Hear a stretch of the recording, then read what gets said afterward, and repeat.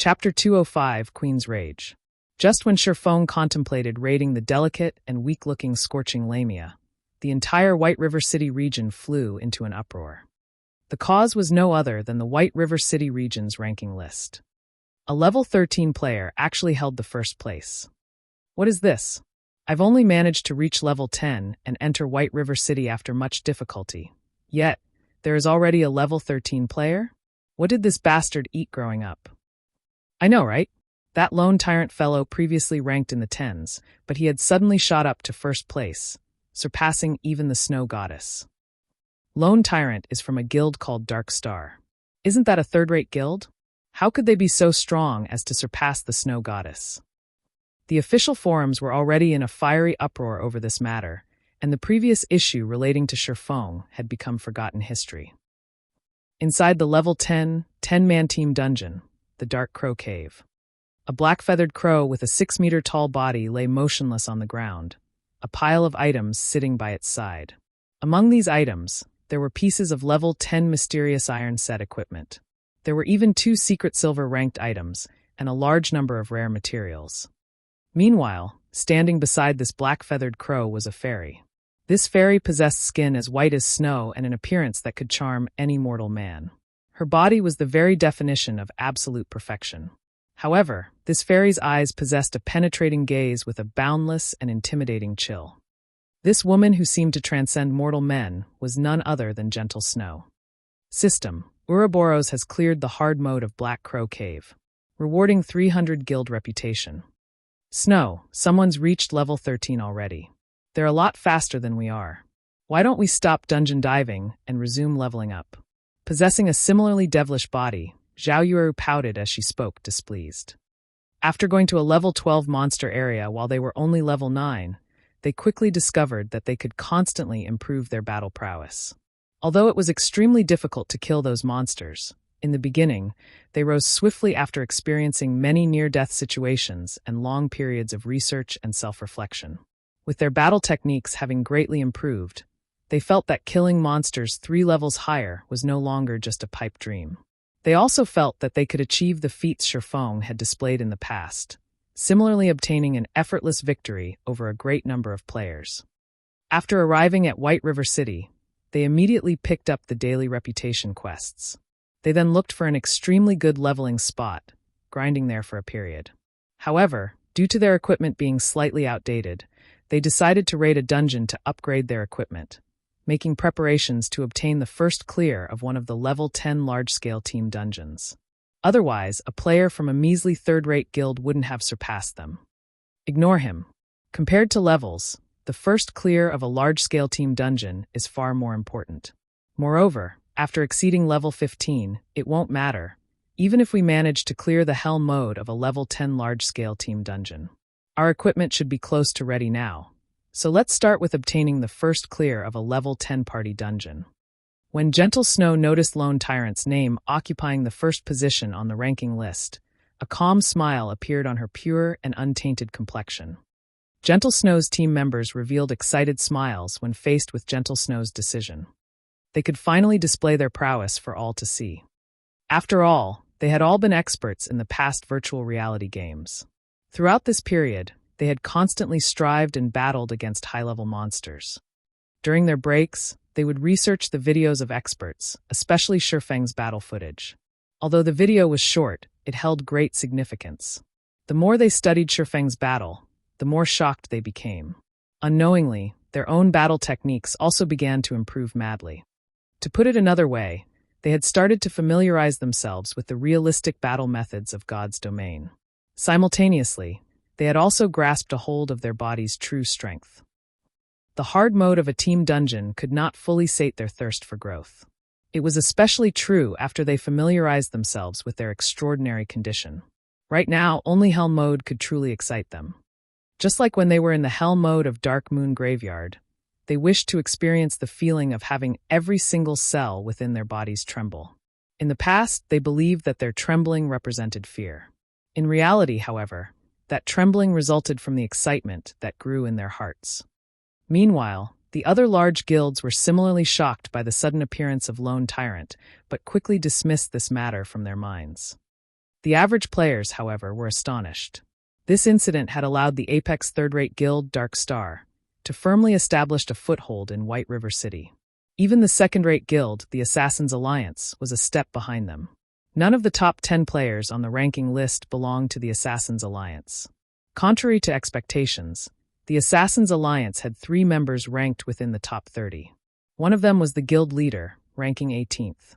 The second person was Stabbing Heart, who ranked 26th. Finally, the Assassins' Alliance's top elementalist ranked at 29th. Yet, to the majority of the players within the White River City region, having such a rank was no different than having no rank at all. The fame of having such a rank was worlds apart from that of being in first place. Flame God's Cave. At this moment, Shurfeng had lured the level 25 High Lord-ranked Scorching Lamia to a corner absent of any lava. Half of the Salah's amazing prowess relied on the presence of lava. Hence, by luring her away from the lava, the raid difficulty of the Scorching Lamia instantly reduced by half. However, even with such a reduction, Salah was still a High Lord-ranked boss. She was not something average players could afford to provoke.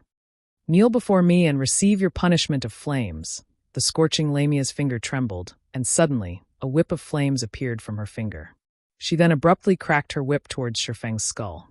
The flame whip transformed into a streak of flowing light as it swung towards Shurfeng's cranium. Queen's Whip. This was the melee skill that the Scorching Lamia often used. If an MT of the same level did not possess the Flaming Sun's blessing, this single whip could instantly kill him. In addition, this skill was a wide-range AoE skill, and it had a maximum attack range of 25 yards. If players wished to use the advantage of numbers to deal with the Scorching Lamia, they would quickly find themselves cremated by her whip. After all, even an MT could not block this attack, let alone the other fragile classes. Faced with the incoming flame whip, Shurfeng sprung himself into the air and threw himself to the ground. Although he easily avoided the flame whip, the whip's flaming trail still singed Shurfeng, dealing slightly over -70 damage. However, Shurfeng took this chance to pull quite a distance away from the Salah. He then jumped and twisted his body in the air, throwing the blazing meteor at the Scorching Lamia. A red glow shot forth, accurately piercing the left arm that the Scorching Lamia was about to lift. The attack activated the rarely seen Burning Flames effect, immediately causing -754 damage, and inflicting a negative status effect that caused -400 flame damage per second for 10 seconds. Simultaneously, the attack also interrupted the rhythm of the Scorching Lamia's next attack. Despicable human, I will capture you and make you my pet. Rage surfaced on the Salah's beautiful face. Immediately, she swung her tail with all her might. Her speed abruptly soared, instantly shortening the distance between Shurfeng and herself. Almost, Shurfeng took a look at the surrounding environment, abruptly halting his steps. He then turned to face the Scorching Lamia, throwing a basic frost grenade at her. Hard, iron-like rocks surrounded their current location. Not a single drop of lava was visible. This terrain would greatly limit the Scorching Lamia's most powerful skill, Queen's Rage. This skill allowed her to command the surrounding lava, transforming it into a wave that engulfed everything in its path. Even if Shurfeng had 123 points of fire resistance, he still couldn't endure this fierce move. The Queen's Rage was the Scorching Lamia's ultimate team wipe skill. Aside from the Queen's Rage, Shurfeng also needed to be careful of the arrows from the Scorching Snake Lady's bow, as this attack caused a combination of physical and flame damage. The Flaming Sun's blessing did not provide any physical damage reduction. Hence, Shurfeng could, at most, take 2 hits from her arrows before saying goodbye to his life. Hence, he needed to treat them with care. Chapter 206, High Lord Ranked Battle. Due to the Frost Grenade's effects, a layer of snow covered the black, charred land. Meanwhile, the Scorching Lamia's tail had frozen to the ground. Her motions halted as a result. A hint of fury surfaced on her beautiful countenance. She raised her right hand, pointing a finger at Shurfeng. Immediately, a large gathering of violent fire-type mana collected at her tender, jade-like finger. This was one of Salah's skills, Flame Burst. Flame Burst had a 2-second cast time, and it was a continuous attack skill that caused extremely high fire-type damage to the target. It could practically instant-kill a top-tier MT with full HP, and even if that MT possessed the Flaming Sun's blessing, he would still receive a ton of damage. Watching the flames gathering at the scorching Lamia's fingertip grow more violent, Shifeng immediately activated Defensive Blade. His eyes focused on the ferocious flames, and the instant she launched her attack, Shifeng simultaneously attacked with the blazing meteor. He intended to interrupt, or at least delay, the scorching Lamia's assault. In God's domain, players could dodge spell attacks. However, they needed an accurate grasp on the timing of the attack. Otherwise, whether dodging a second too late or too early, the attack might land on its target. As casting spells would provide the caster with a lagging advantage, the caster could gain a clear grasp of their target's movements before launching their attacks. If players dodged before the spell released, they would become an easier target. Hence, the best time to dodge a spell was the moment the spell was released. However, once a spell discharged, it would travel to its target with blinding speed, making it extremely challenging to dodge. Of course, if players had very fast movement speeds, they could utilize that speed to their advantage, preventing the enemy caster from getting a firm lock on them. When faced with the High Lord-ranked Scorching Lamia, however, it was beneficial to have such thoughts. Shifeng sent attack after attack with the blazing meteor, causing a series of damages of -743, -1,502, -751, and -749. Although the damages looked awesome at first glance, to Salou's 500,000 HP, they were just a drop in the bucket. The Scorching Lamia also had a frightening battle recovery, so in reality, Shifeng did not cause any significant damage to her at all. However, as he had triggered the knockback effect of the blazing meteor, Shifeng managed to interrupt the casting time of the Scorching Lamia's flame burst. "I will burn your soul with the flames of God." The Scorching Lamia's smile was imposing. At this moment, the tip of her jade-like finger suddenly shone with a dazzling light, illuminating the entire cave. The temperature within the cave also increased by several folds. The light on Salou's finger was like a miniature sun. Suddenly, streak after streak of searing, white flames shot out from the Scorching Lamia's fingertip. One streak after another, the flames bombarded Shifeng like a heavy machine gun. The instant Salou launched her flames, Shifeng used his evasive maneuvers. However, he was still a step too late. In the blink of an eye, one of the flames struck him, robbing the defensive blade of one of its limited charges. Although the first streak hit its target, Shifeng dodged both the second and third. The flames scraped past Shifeng's clothes, striking the rock wall behind him. Boom! Boom! The wall, which was normally as hard as steel, was as soft as water when struck by the white flames. Not to mention easily piercing through the rock wall, the flames even formed a 1-meter wide and 10-meter deep tunnel into the rock wall. What was even more shocking was that the tunnel seemed polished. The walls of the tunnel were smooth and sparkling, giving it a metallic sheen. This was the result of those molten white flames. If Shifeng had not used the defensive blade to block that attack, he would have evaporated out of existence. Although this was not the first time Shifeng had encountered this attack, he would still feel his heart skip a beat each time he witnessed this frightening power. This was the strength of a High Lord. A battle with a High Lord-ranked boss was no ordinary battle. Instead, it was a superhuman battle that could cause the destruction and reformation of the surrounding terrain. When the bombardment ended, Shifeng had exhausted the remaining charges on the defensive blade. However, the Scorching Lamia had halted her steps for quite a while now. Due to Shifeng constantly throwing frost grenades at her, Salou could only take out her bow and attacked with her fire arrows. Compared to the flame burst, these fire arrows were much easier to dodge. Shifeng managed to attack with the blazing meteor while simultaneously dodging the fire arrows, steadily depleting the Scorching Lamia's HP. However, Salou was no fool. She too knew how to dodge. Only due to her frozen body, very rarely did she manage to dodge or block against an attack. 98%, 95%, 93%, 91%. Over an hour had passed, and Shifeng didn't even know how many times he had thrown the blazing meteor. In the meantime, the Scorching Lamia's HP gradually decreased, finally reaching 80%. During this time, the Scorching Lamia had cast up to 9 flame bursts and Queen's Whips, but Shifeng defended against all of them with either defensive blade or parry. At one point, a flame burst nearly killed Shifeng. Fortunately, he quickly used an intermediate recovery potion, replenishing much of his missing HP. Although constantly attacking and dodging made the battle seem tedious, it would still be extremely worthwhile if such a tedious task allowed Shifeng to kill a High Lord-ranked boss. A High Lord-ranked boss's drops were normally bountiful, and at the very minimum, it would drop a fine gold-ranked item. There was even the possibility of dropping several dark gold-ranked items. Fine gold rank or dark gold rank, players at this stage of the game could only dream of possessing either. Not to mention, before Shifeng had even reached level 25, he already had a reliable source for level 25 equipment. After landing attack after attack on the Scorching Lamia, the Burning Flames effect had stacked up to 5 times, causing Salou to lose 2,000 HP per second. The damage was just right to combat the Scorching Lamia's battle recovery. Suddenly, the Scorching Lamia's HP started rapidly decreasing. After another 2 hours, the Scorching Lamia's HP fell to 23%. If Shifeng continued with this pace, the battle would conclude in, at most, 1 hour.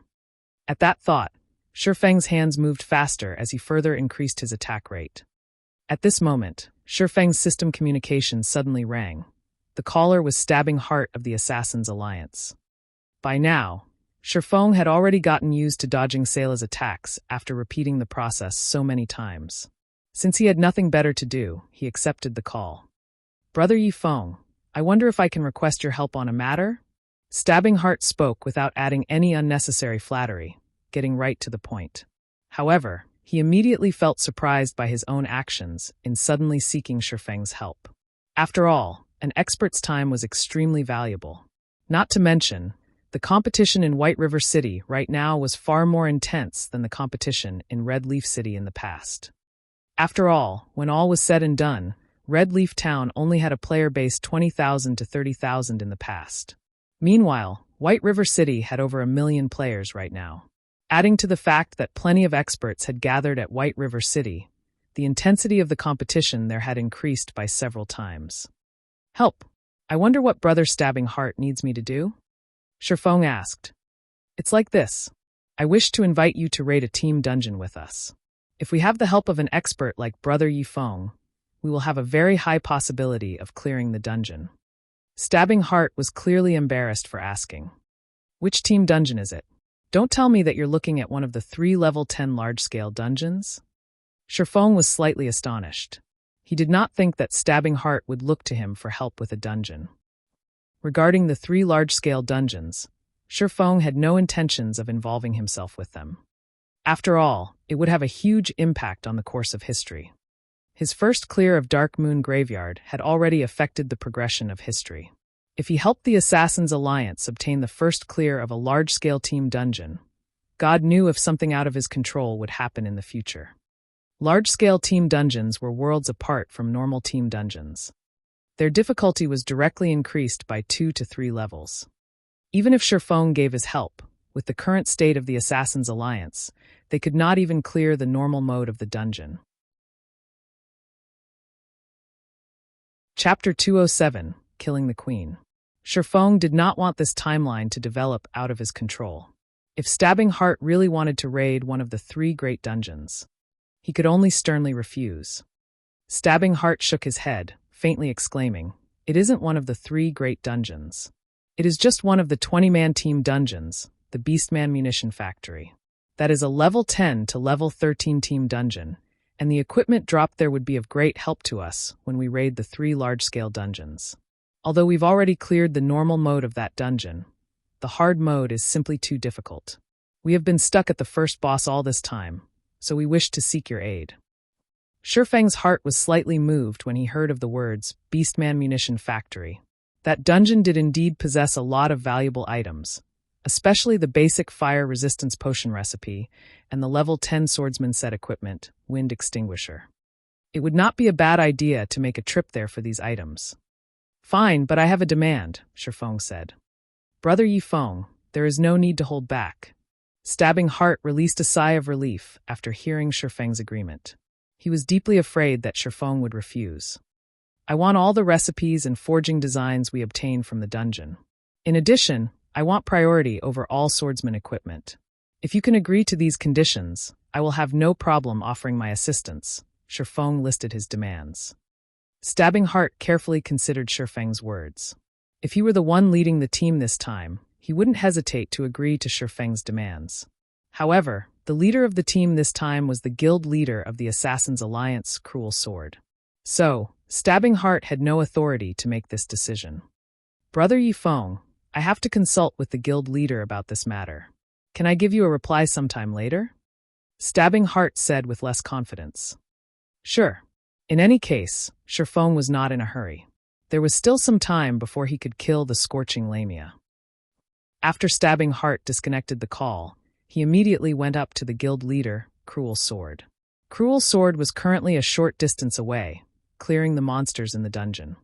Based on appearance alone, Cruel Sword looked very young, and his tall and robust body seemed full of energy. In actuality, he was already 39 years old. Normally, he wore a stern expression, and he would always look at others with an intimidating and penetrating gaze. His ferocious appearance was just like that of a warrior about to enter a battlefield. In fact, Cruel Sword was a mercenary in reality. However, he had long since retired from his squad. After his retirement, he joined the then-weak Assassin's Alliance, and after enduring over 10 years of hardships, he finally managed to turn the Assassin's Alliance into an apex second-rate guild, gaining plenty of support and sponsors from large corporations. How did your negotiations with him go? Cruel Sword turned his head and glanced at Stabbing Heart, asking sternly. Previously, the Assassin's Alliance had been stuck at the first boss of the hard-mode Beastman Munition factory. Hence, Stabbing Heart suggested recruiting a god-ranked expert to help them. However, Cruel Sword felt that it was beneath him to do such a thing. What god-ranked expert? Everyone's just blindly overestimating him. If it weren't for the fact that Stabbing Heart had performed extremely well in recent days and been promoted to an elder of the guild, Cruel Sword would not have let Stabbing Heart contact Shifeng at all. He agrees to come, but he has a demand. He wants all of the swordsman equipment and the forging designs and recipes that drop. Stabbing Heart carefully said, however, I feel that Yifeng is worth this price. After all, even the snow goddess greatly valued his performance. After listening to these words, Cruel Sword's coarse eyebrows furrowed. He clearly felt dissatisfied about Shifeng's demands. Boss Cruel Sword, Yifeng is truly powerful. Without Shifeng, the snow goddess, Gentle Snow, might not have even obtained the first clear of the Dark Moon graveyard, Stabbing Heart hurriedly said. Gentle Snow, is it? Cruel Sword's resolve slightly wavered after hearing this name. Just half an hour ago, Gentle Snow had shocked all players throughout the entire White River City region, Cruel Blade included. Gentle Snow had taken down the first clear of 4 level 10 party dungeons and 2 level 10 small-scale team dungeons. Moreover, it wasn't the first clear of hard mode, but the first clear of hell mode. Simultaneously, her achievements signified the gap between her and the other guilds growing even larger. Moreover, Cruel Sword received information that Gentle Snow had already begun raiding the hell mode of a 20-man team dungeon. If Gentle Snow really succeeded, she would no longer occupy the same playing field as the other guilds within the White River City region. It seems that Yifeng indeed has some capabilities. Since that is the case, agree to his demands. Cruel Sword was very curious about Shifeng now. He wondered if Shifeng was truly as strong as Stabbing Heart described him. In truth, Cruel Sword did not want any outsiders participating in the guild's expedition. However, the Assassin's Alliance's position in White River City was becoming more insignificant as time passed. Ignoring the first-rate guild Ouroboros, even the third-rate guild Dark Star would soon surpass them. The severity of this matter further increased due to the sudden appearance of that lone Tyrant, who occupied the first position on the ranking list. Dark Star then continued to successfully raid the hard mode of 2 small-scale team dungeons, greatly increasing their fame and surpassing the other guilds. On the other hand, aside from obtaining the first clear of several normal mode dungeons, the Assassin's Alliance had yet to even obtain the first clear of a single hard mode dungeon. Hence, Cruel Sword had personally organized an elite team to raid the Beastman Munition factory. He intended to take this chance to obtain the first clear of a hard mode dungeon, increasing the guild's influence in White River City and ending the gossip of Assassin's Alliance's inferiority to Dark Star. Hearing Cruel Sword's command, Stabbing Heart immediately contacted Shifeng, excited. Brother Yifeng, our guild leader has agreed to your demands. I wonder if you can come here immediately? Stabbing Heart asked. At this moment, Shifeng still battled the scorching lamia, so how could he possibly leave now? Making a rough estimate, he said, I still have some matters to attend to right now. I'll need around 2 hours before I can hurry over. All right, then let's meet up at the entrance of the Beastman Munition factory in 2 hours. Although Stabbing Heart wanted Shifeng to arrive as soon as possible, Stabbing Heart did not dare insist on the matter since Shifeng had his own matters to attend. After all, it was already stunning that Shifeng would willingly help them out. All right, I'll be there in 2 hours. Shifeng disconnected the call, resuming his barrage of attacks on Salou. Just after the scorching lamia's HP fell below 20%, a change suddenly overcame her previously beautiful appearance. Crimson-red sacred runes suddenly appeared on her jade-white skin, releasing a frightening magic power. Moreover, her red gemstone-like eyes released a brilliant white light. Immediately, the flame god's cave trembled. Cracks appeared on the ground, and very quickly, these cracks widened into large fissures that spewed molten magma. The lava formed a river as it moved and spread throughout the ground. This was the scorching lamia's strongest skill. Queen's Rage. Fortunately, Shifeng had long since lured Salou to this location. Otherwise, the lava that spewed from the ground would not be limited to a single river. It would form a great ocean that could instantly turn tens of thousands of players into ashes, becoming fertilizer for this great piece of land. Immediately, Shifeng activated gravity liberation. He jumped up into the air, and like a cannonball, he shot forth towards a rock wall some 10 meters away, successfully avoiding the incoming surge of lava. Approximately half a minute passed before the lava fully receded. However, the land was still dyed a crimson red, releasing piping hot steam into the air and the surrounding environment. If an average player set foot on this land, they would lose at least 500 HP every second in the best-case scenario. However, Shifeng was different. He had 123 points in fire resistance, so he could completely ignore the ground's high temperature. After he landed, he immediately resumed his attacks on the scorching lamia. It was extremely exhausting for Salou to cast Queen's Rage. So, after using the skill, she would enter a period of weakness. During this period, she would not have any attack power remaining, and it was the best time for Shifeng to kill her. If Shifeng waited for the land to recover its normal state, the scorching lamia would have also recovered from her weakened state. In addition, her HP would also recover to 30% or above. The scorching lamia in a weakened state stood no chance against Shifeng. The blazing meteor caused over minus 1,500 damage to Salou with every strike, with the occasional critical hit causing over minus 3,000 damage. 18%, 16%, 14%, 12%. By the time the scorching lamia had broken away from her weakened state, she only had 10% of her HP remaining. In the end, the scorching lamia entered a berserk state, and her damage increased by several folds. However, with Shifeng's frost grenades controlling her movements from beginning to end, Salou could not display her frightening might in melee combat at all. After another 10 minutes or so, the scorching lamia released a blood-curdling scream as her body fell to the ground. Instantly, Shifeng's level increased by 1, reaching 17% of level 16. The bountiful EXP even shocked Shifeng. Shifeng then heard the sound of an explosion, and a large amount of flame crystals, equipment, and items appeared in place of the scorching lamia's body. Chapter 208, Beastman Munition Factory. It really is great to have the Shadow's blessing. Shifeng's eyes slightly twitched as he looked at the shining loot scattered across the ground. It was the first time he truly felt fortunate about the 3 points of luck. It seems that I should get more equipment that increases the luck attribute in the future. I can use it specifically when killing bosses. If he obtained jackpots similar to the scorching lamias as well, accumulating wealth would be a very simple task. In God's domain, the term jackpot only applied to boss monsters, since bosses would give out more loot than usual. Normally, the number of items dropped was double or triple the usual amount, and players looked forward to such situations the most. Unfortunately, aside from obtaining the first clear of a dungeon, the chances of a boss dropping a jackpot were abysmally low.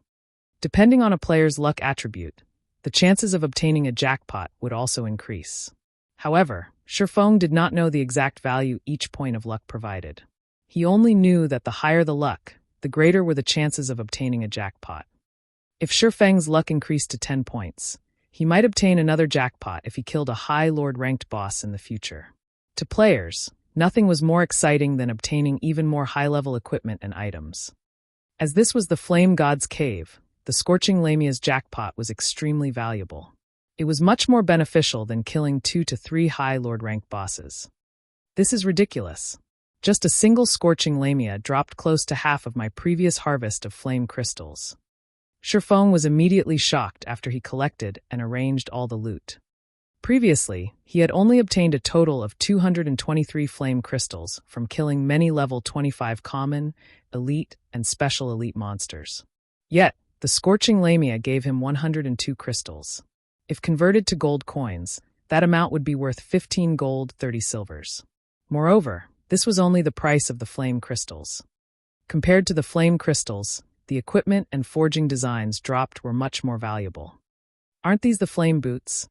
Surfeng noticed a flame-red-colored, delicate pair of boots. There were 3 gorgeous flame crystals embedded into each side, giving the boots a dazzling appearance.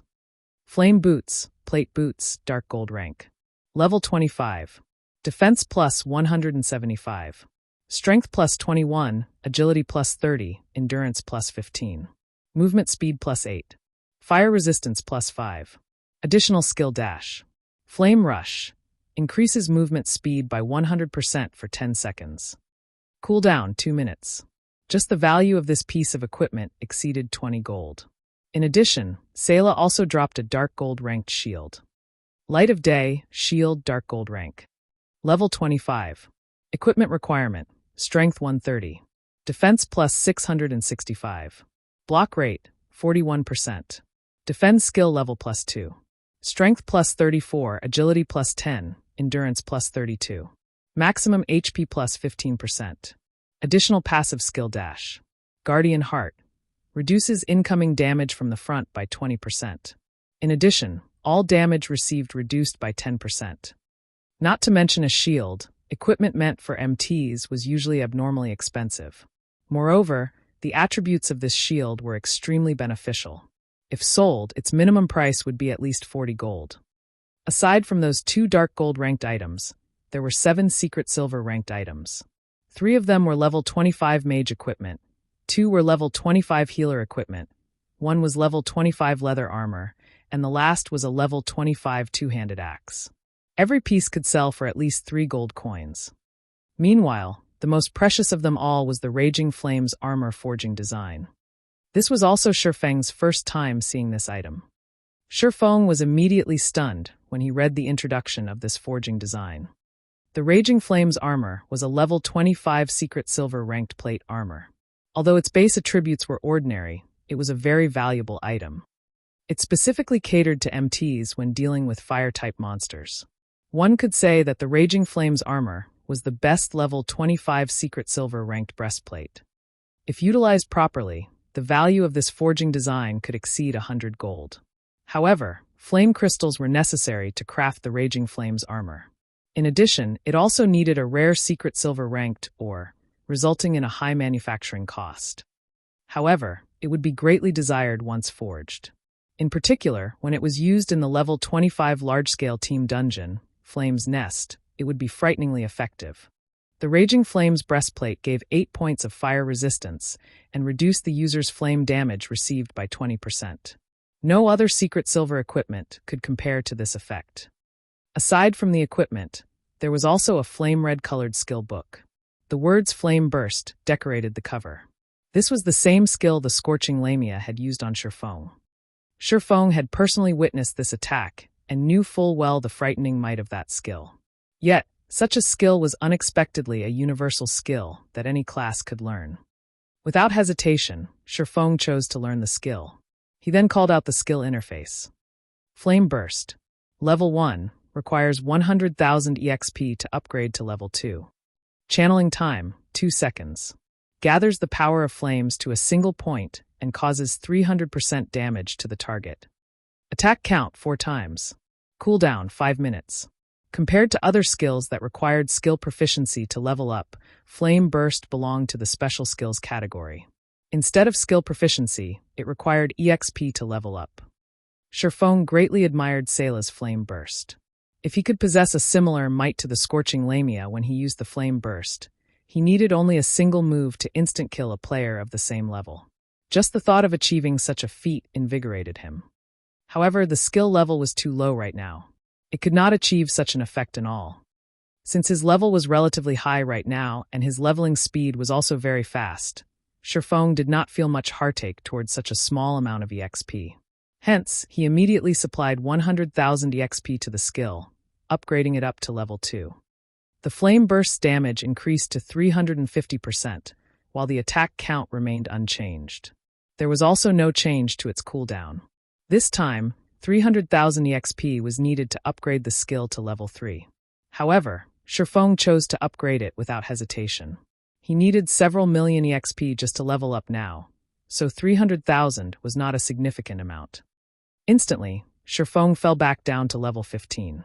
The damage of the level 3 Flame Burst increased to 380%, while its attack count increased to 5 times and cooldown decreased to 4 minutes 30 seconds. This was a more noticeable improvement. Meanwhile, it now required 800,000 EXP to upgrade to level 4. Yet, Surfong still chose to upgrade it. The damage of the skill increased to 400%, attack count remained at 5 times, and cooldown decreased to 4 minutes. The skill needed 2 million EXP to upgrade to level 5 this time. Surfong similarly upgraded it to level 5 without hesitation. The damage of Flame Burst increased to 420%, attack count increased to 6 times, and cooldown decreased to 3 minutes 30 seconds. As a result of such a huge increase, however, Surfong had fallen to level 14. If he wanted to upgrade the skill to level 6, he needed to supply 4 million EXP. Even if he dropped back down to level 0, he could not raise Flame Burst to level 6. It seems that I can only wait until after level 20 before upgrading the Flame Burst again.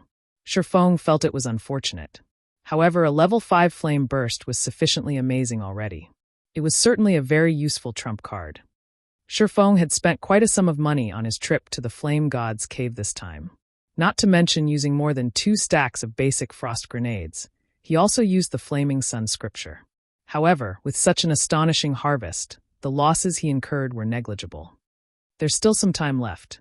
I'll get some rest before heading to the Beastman Munition factory. Surfong called out the system clock, discovering that he still had some time before the appointed time.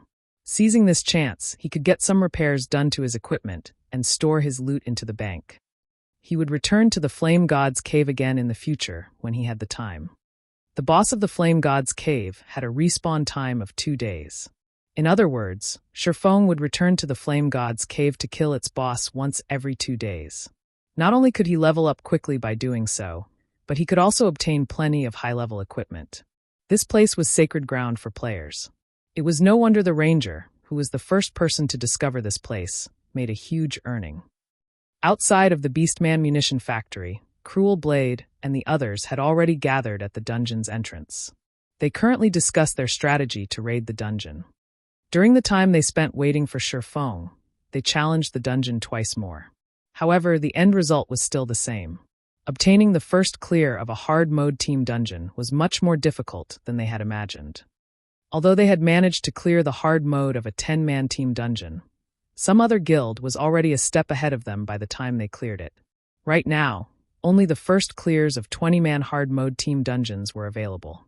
However, the hard mode of a 20-man team dungeon was obviously more difficult compared to a 10-man team dungeon.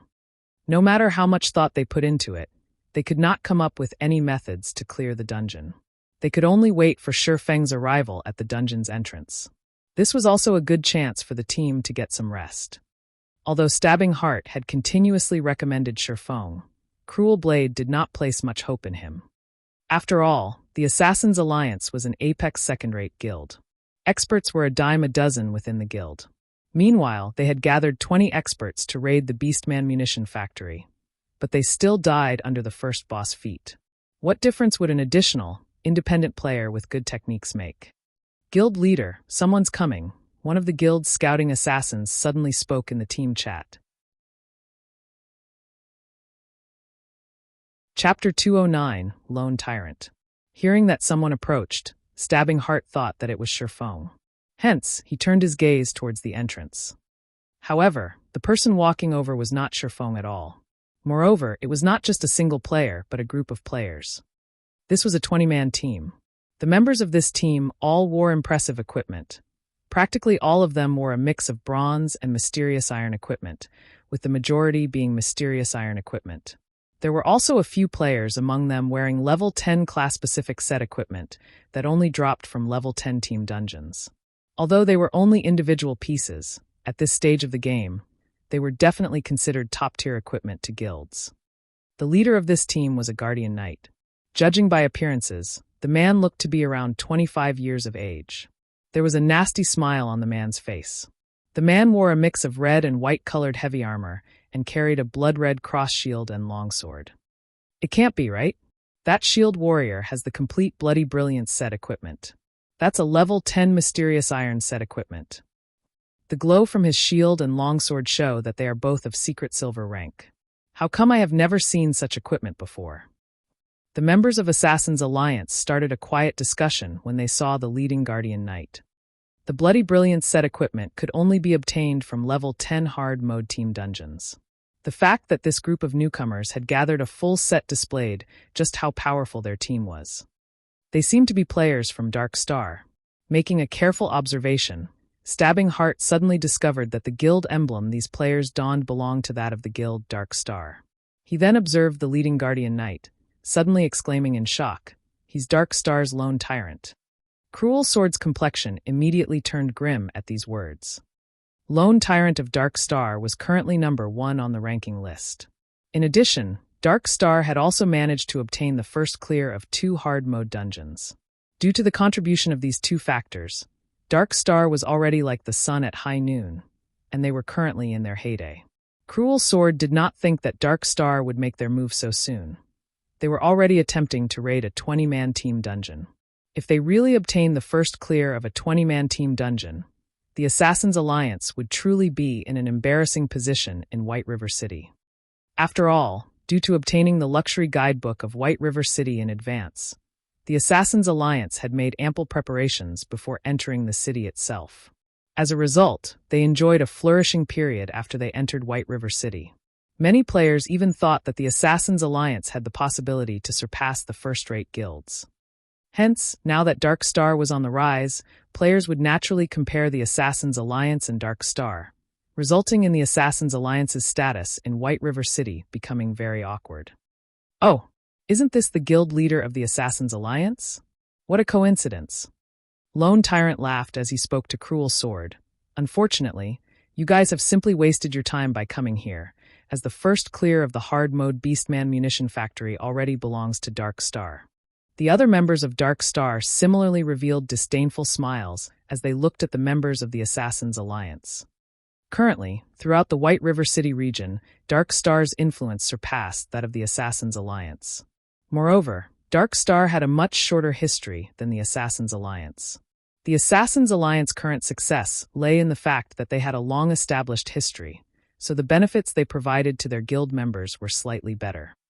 However, Dark Star would definitely surpass the Assassin's Alliance in the future. We'll see about that. Cruel Sword ignored Lone Tyrant's provocation, only coldly replying with a single sentence. Only by personally experiencing it would one understand the difficulty of a 20-man hard mode dungeon. It would be meaningless to argue with a little bastard over who would obtain the first clear of a hard mode dungeon. When Lone Tyrant saw that his provocation had failed, he quickly lost interest and turned to leave. At this moment, a deep and low voice resounded by everyone's ears. "Sorry, I'm late." The person speaking was precisely Shifeng. As he had to repair his equipment, store his items in the bank, and register more hard stones on the auction house, he had wasted quite a lot of time before coming here. "Brother Yifeng, you're finally here." Stabbing Heart, who was originally enraged due to Lone Tyrant's provocation, immediately cheered up when he noticed Shifeng's arrival. He hurriedly went up and welcomed Shifeng.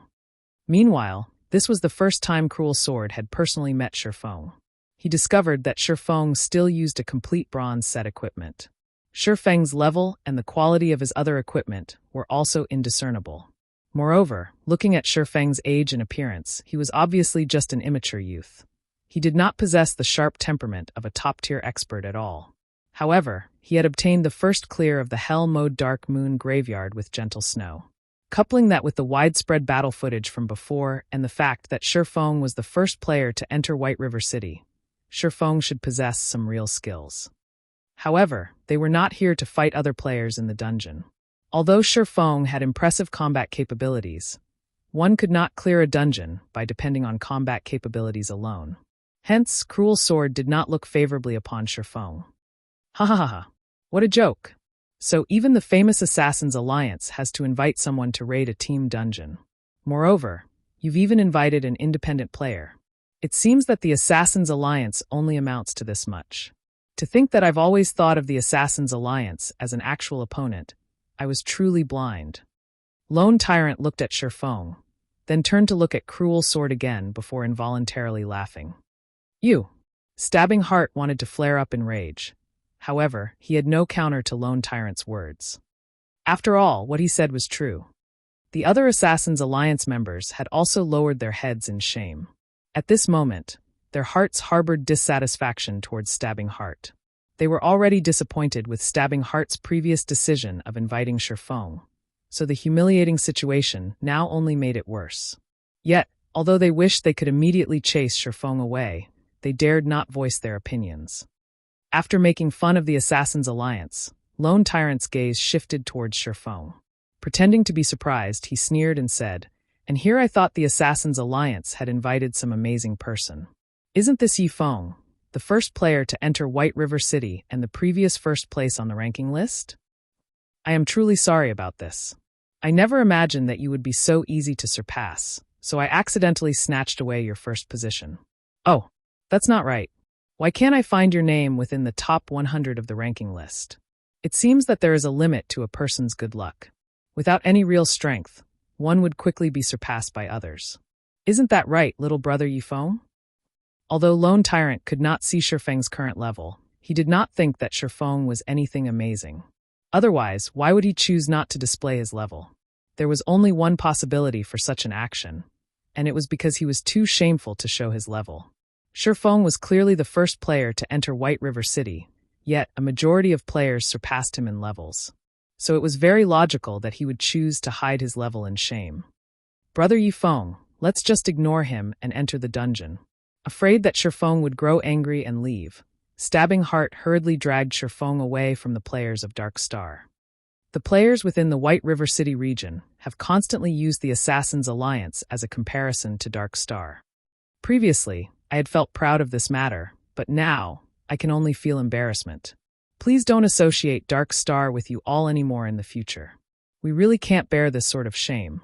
Lone Tyrant did not care much about an expert who was already past his prime. He shifted his gaze once more to Cruel Sword, mocking him.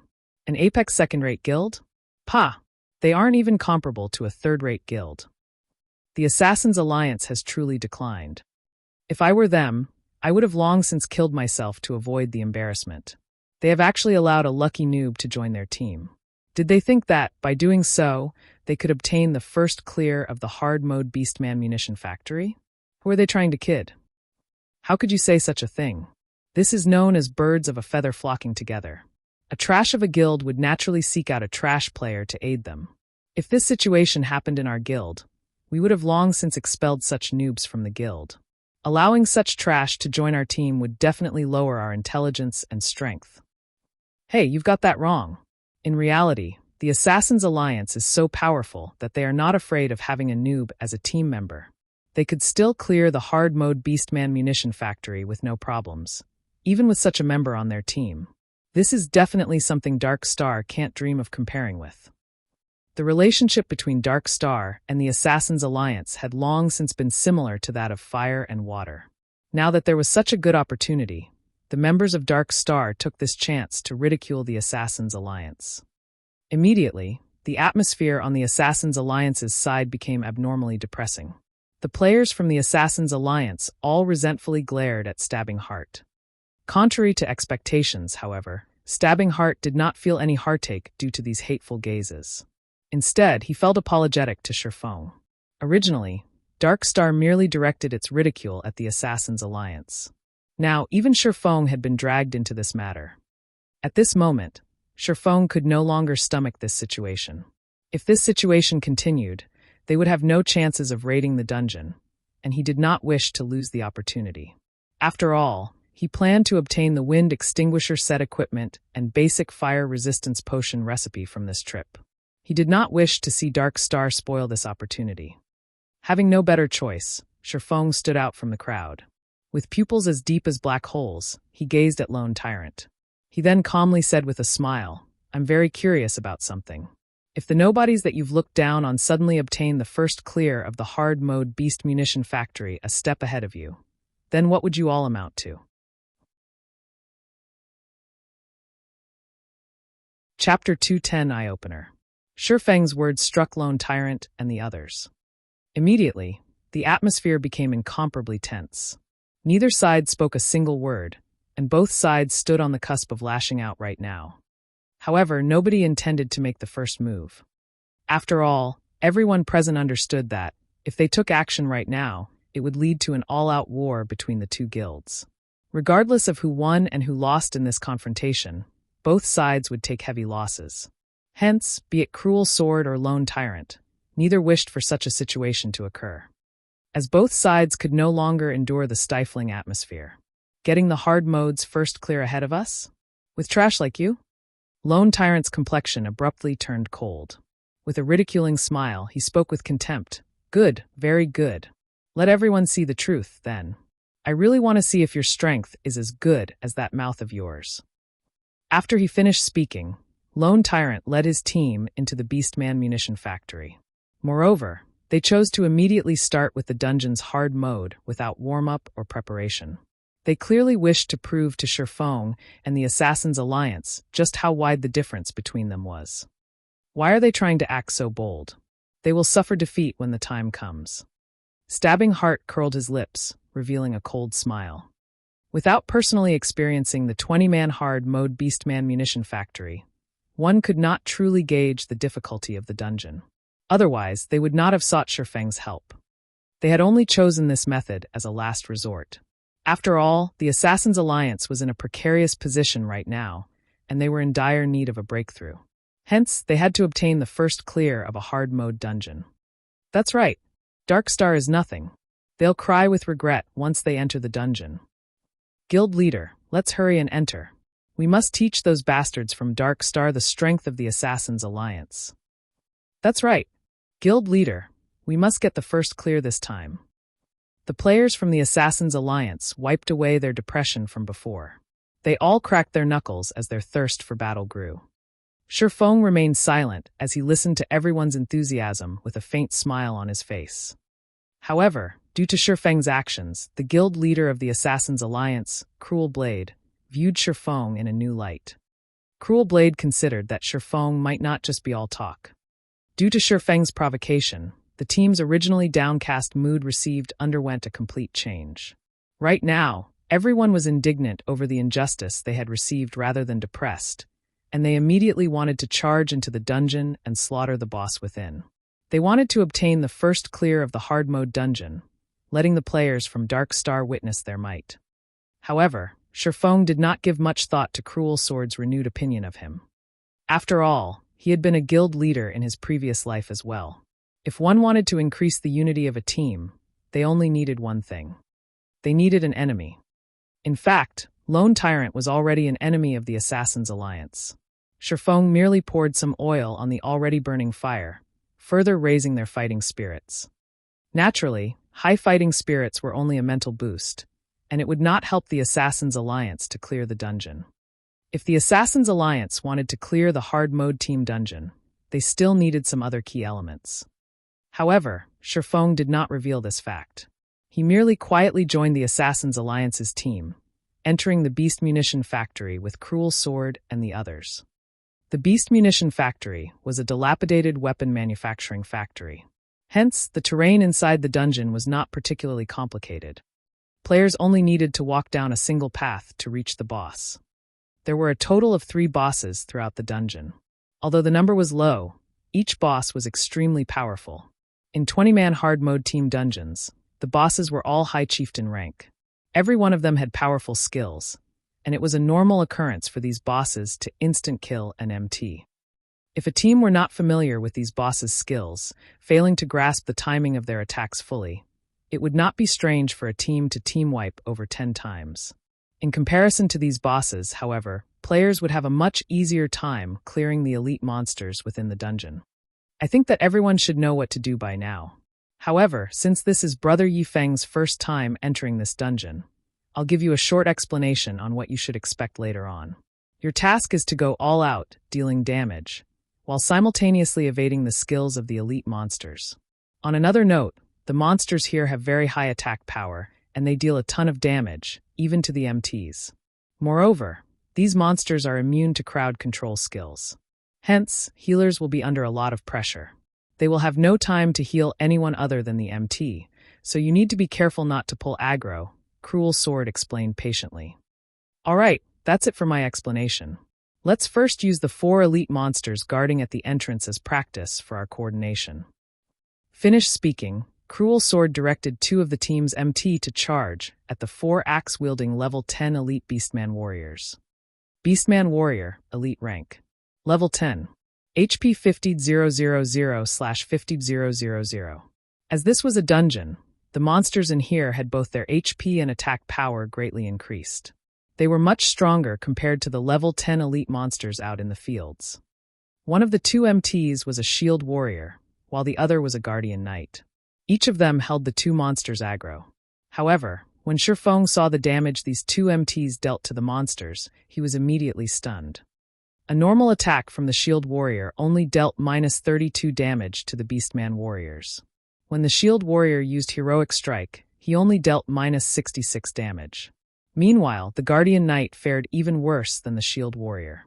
The guardian knight's normal attack only dealt -24 damage, while his divine strike only dealt -51 damage. Both of these MTs were level 10 players, and both of them wielded mysterious iron weapons.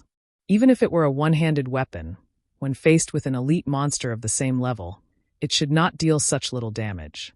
Thus, Shifeng was shocked by this sight he witnessed. Although the 2 MTs took care to evade the attacks of the monsters, they were very clumsy. As a result, the number of attacks they received exceeded the number of times they dodged. Moreover, each time they received an attack, they needed to retreat a few steps before they could stabilize themselves. The only fortunate thing was that the damage they received was not high. They received around -300 damage from each attack.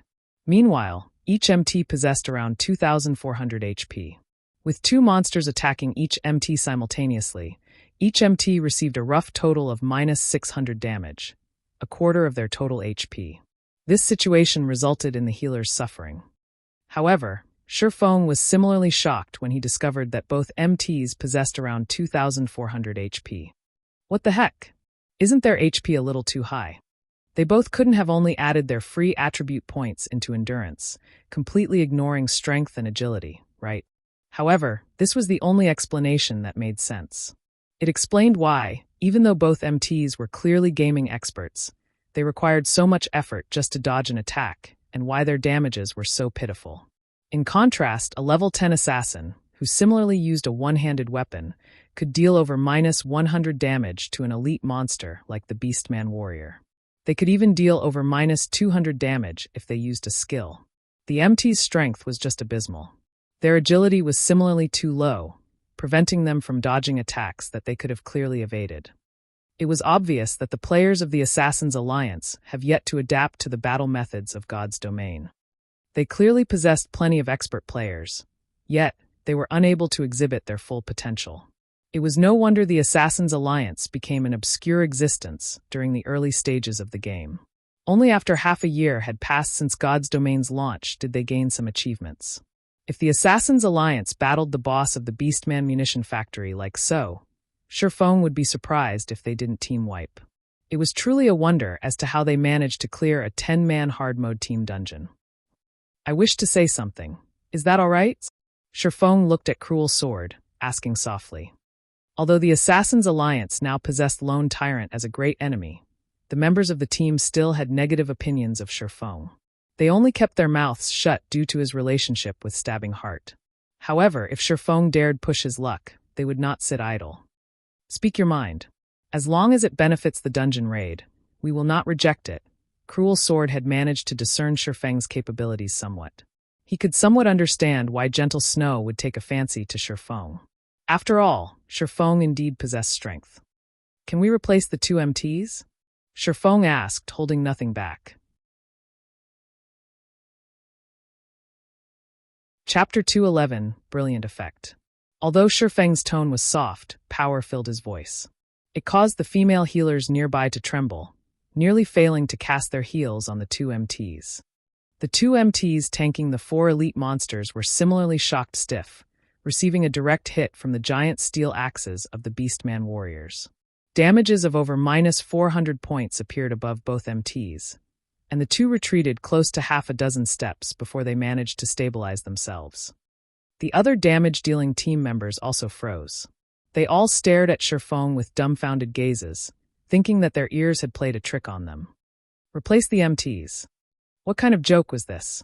The two players tanking the elite monsters belonged to the top 3 MTs of the guild. Yet, Surfeng wanted to replace them with someone else? Wasn't he just looking for trouble? Surfeng's decision would be understandable if the two MTs had made an error while luring the monsters, or lost the monsters' aggro. However, neither of the MTs made such mistakes. So, why should they be replaced? Did they do something wrong? Cruel Sword asked. MTs were the core of a team. A powerful MT could greatly reduce the raiding difficulty of a dungeon. A team should never rashly replace their MTs. Nothing. Surfeng shook his head. Indeed, the two MTs did not make any mistakes up until this point. However, not making any mistakes did not necessarily mean that everything was fine. Capable of holding aggro and taking blows, if this were a normal virtual reality game, there would be no problems if the MTs of a team could perform these two tasks. However, God's domain was different. Just carrying out these tasks was still not enough to secure a victory for the team. Since there are no problems, why should we need to replace the MTs? Cruel Sword wrinkled his eyebrows. The two MTs in question were furious right now, clearly displaying their displeasure. Surfeng was just someone they had invited, yet he dared criticize such powerful MTs like themselves? Wasn't he being too arrogant? Their ability to evade attacks is just too poor. To put it bluntly, they are taking too much damage. When they face a boss, even 4 healers will not be sufficient to keep them alive. Moreover, their damage output is too low. In a boss battle, even 1% of HP could decide victory or defeat. I'm guessing that, when you guys face the first boss of this dungeon, aside from having insufficient damage, your healer's mana ran dry as well. In the end, the result was a complete team wipe, Surfeng said with a smile. Listening to Surfeng's words, the two MTs immediately fell speechless. Cruel Sword was also awestruck. Clearly, he had not mentioned the matter of their team wipe to Surfeng before. Yet, Surfeng correctly guessed each detail of their previous encounter. Everything Surfeng had just said was clear and logical, and Cruel Sword agreed that he needed to make some changes. I wonder if Brother Yifeng has any suggestions on how we can improve? What kind of MT do we need? Cruel Sword earnestly sought Surfeng's guidance. The other members of the Assassins' Alliance were no fools either. They had discerned the meaning behind Surfeng's words.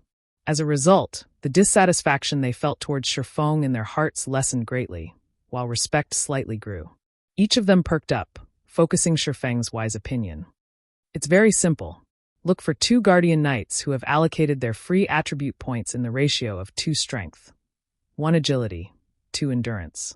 It would be best if they have learned both Guardian Aura and Power Aura, Surfeng unhurriedly spoke. Unknowingly, Surfeng had suddenly become the heart of the team. Within moments, Cruel Sword had found 2 Guardian Knights from his guild that fit Surfeng's requirements. However, these Guardian Knights' techniques were not anything impressive, and their equipment was subpar at best. One of them was White Feather, and he only possessed slightly over 1,700 HP. The other Guardian Knight was called Water Lake, and his HP was just over 1,800 points. Furthermore, the two's defense was lower than the previous MT's by more than 200 points, They were on completely different levels. However, Shifeng saw nothing amiss after examining the two's equipment. The remaining problem would be their techniques. Shifeng then continued by explaining to the two Guardian Knights how they should battle the elite monsters and how they should dodge attacks. As for how much of his explanation they actually understood, that would depend on their own comprehensive abilities. Following which, Shifeng instructed one of the Guardian Knights to activate Guardian Aura, increasing the defense of the entire team by 20 points. He then instructed the other Guardian Knight to activate Power Aura, increasing the strength of the entire team by 5 points. Shifeng also switched his title to Might of 1,000, greatly increasing the attributes of the entire team. As a result, the HP of the two Guardian Knights almost reached the 2,000 HP threshold. The team's jaws dropped when they witnessed the brilliant effect brought about by Shifeng's Might of 1,000 title. Increasing all attributes by 10%? This was an outstanding weapon for dungeon raiding. Such an increase was the equivalent of raising every team member's equipment by an entire rank. With such a brilliant effect, they had far more confidence in dealing with the bosses of the dungeon. Hence, everyone started clearing the elite monsters with great excitement. When they first started out, everyone still felt skeptical about Shifeng's decision to replace the two MTs. It was simply illogical to replace their previously powerful MTs with weaker ones.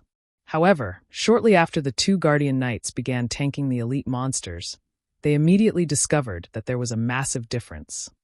Although the Beastman warriors dealt around minus 450 damage to the two Guardian Knights with each hit, these Beastman warriors only managed to land 1 out of every 3 attacks. In comparison, the previous two MTs would receive 2 out of every 3 attacks, taking an additional minus 150 damage every 3 attacks. With such a glaring difference in damage, the burden on the healers greatly lessened. Moreover, as they faced more battles, the two new MTs gradually evaded with better efficiency, taking fewer hits as a result. This had allowed the healers to expend less of their mana, thereby increasing their endurance. By the time they arrived before the first boss of the dungeon, Karur, the healers no longer felt any pressure in healing the two Guardian Knights. They even had time to attend to the other team members. Karur was a large and ferocious beastman. He was twice as large as a normal beastman, and his body was fully covered in steel-like scarlet muscles. On his back, Karur carried a mammoth magical saber that was as long as he was tall. Meanwhile, Karur himself was a level 12 high chieftain-ranked boss with a whopping 450,000 HP. Brother Yifeng, I wonder if you have any ideas of how to best raid this boss. When facing with Karur once again, Cruel Sword's thoughts started growing heavy. After all, Karur had already team-wiped them multiple times. MTs should hold aggro properly, while everyone else should evade Karur's skills. That should be it, I guess, Shifeng casually spoke after giving the question some thought. Everyone in the team immediately sent contemptful glares at Shifeng. Wasn't this just a bunch of nonsense? Wasn't that obvious? Alright, MTs, take action. You two should take turns tanking the boss. Whoever's HP falls to a critical state should immediately back off and let the other tank. As for everyone else, try to use your attacks to assist the two MTs, Shifeng instructed. Shortly after, the two Guardian Knights charged at Karur. According to Shifeng's knowledge, the hard mode Karur only had 2 moves. One was the Blade Storm. It was a skill that turned Karur into a tornado, causing minus 600 damage per second to all enemies within a 12-yard distance. The skill had a duration of 20 seconds. The other skill was Avatar Slash. When Karur used this skill, he would immediately vanish from everyone's sight. He would then randomly reappear behind 3 to 5 players, attacking them and causing minus 500 static damage. Simultaneously, he would inflict players with a damage amplification effect, causing them to take 10% more damage for 2 minutes. To make things worse, this effect stacked. With these 2 skills at Karur's disposal, the boss prevented players from turning this raid into a prolonged battle. Otherwise, once the damage amplification effect stacked so many times, Karur's Avatar Slash could instant kill any player. At that time, there would be no way for the battle to continue. Hence, there was only one requirement when facing Karur: resolve the battle in the shortest time possible. The longer the battle dragged on, the more difficult it would become. Taking the lead, the Guardian Knight, Water Lake, brandished his sword, sending a punishment at Karur's head. The attack only caused minus 126 damage. Compared to the elite monsters from before, Karur's defense was clearly a notch higher. Moreover, such a small amount of damage was practically negligible in the face of Karur's massive 450,000 HP. By contrast, as Water Lake failed to dodge Karur's counterattack, the boss's saber sent him flying. A frightening damage of minus 1,134 points appeared above Water Lake's head, instantly devouring over half of his total HP. Following which, White Feather promptly dashed forward and activated Righteous Fury. He then used Shield of Vengeance to attract Karur's aggro. The 4 healers on the team did not dare make any mistakes. They immediately cast their heals on Water Lake. Plus 234, plus 215, plus 221, plus 225. A cleric then released an instant cast skill, Recover, on Water Lake. Every 3 seconds for 15 seconds, the target would recover 70 HP simultaneously. A druid also used Life Bloom on Water Lake, recovering 43 HP every 2 seconds for 12 seconds. Immediately, Water Lake's HP recovered to 90%. He then returned to his position on the front lines, coordinating with White Feather to tank the boss. Chapter 212, Raiding Karur. By taking turns attacking Karur, the 2 Guardian Knights quickly established a strong hold on Karur's aggro. However, compared to when they battled elite monsters, the pressure on the healers had visibly increased. Moreover, both Water Lake and White Feather were clearly unfamiliar with the boss's attack patterns. Their movements were somewhat stiff when dodging attacks. Right now, they could only dodge every other scent at them. Even so, compared to the last time the Assassin's Alliance had raided Karur, the healers were having a slightly easier time keeping these MTs alive. The healer's mana consumption made this obvious. Originally, Cruel Sword still worried that the 2 Guardian Knights could not manage. However, based on the results before him, it was clearly an unnecessary thought. The healers managed themselves with perfect order right now, unlike the several raids before where they had to cast their heals desperately, without caring about any proper order. The 4 healers couldn't even catch their breaths unless they wanted the previous 2 MTs to die instantly. In reality, such failures were very common. In God's domain, level 10 players had a large threshold to overcome. The levels before level 10 were merely an adaptation period. Once players reached level 10, they would no longer receive any preferential treatment. Hence, entering a level 10, 20-man hard mode team dungeon at level 10 was the equivalent of entering a level 5, 20-man hell mode team dungeon at level 5. How could it possibly be easy? In addition, bosses would have much higher intelligence. It would take a certain degree of skill to hold the aggro of a boss and prevent it from attacking the ranged classes and healers.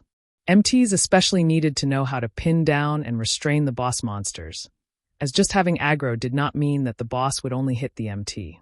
After all, even with aggro, boss monsters would still find an opportune moment to massacre the healers, the weakest players on the team.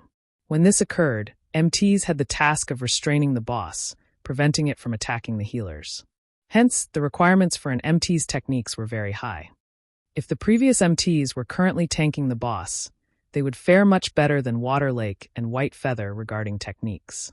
They had simply made a mistake during the allocation of their free attribute points. However, there was no way to reset one's attribute points in God's domain, so these 2 players could only be replaced. Moreover, for a long time, these 2 players would have to allocate all the free attribute points they obtained from leveling up into both strength and agility.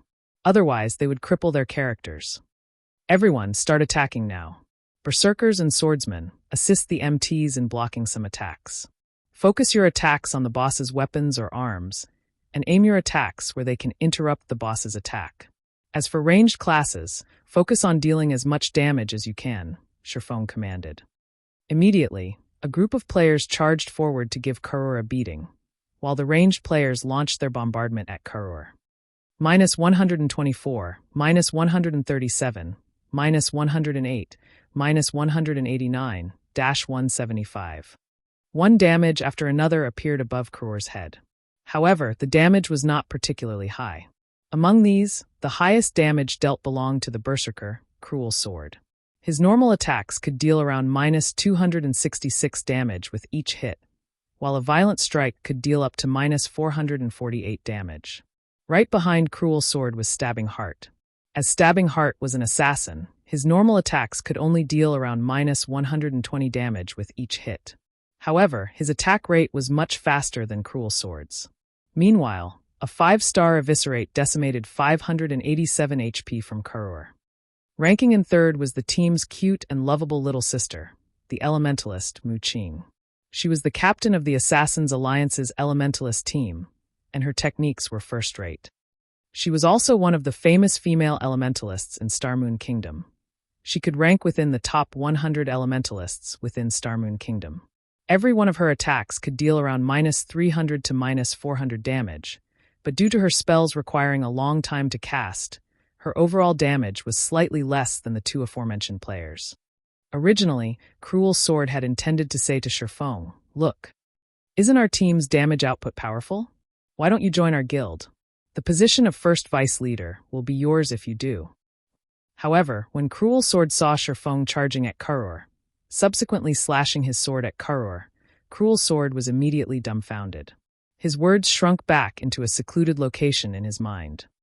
Surfeng's 2 casual slashes dealt damages of minus 395 and minus 376 to Karur. Immediately after, Surfong followed up with a level 10 chop.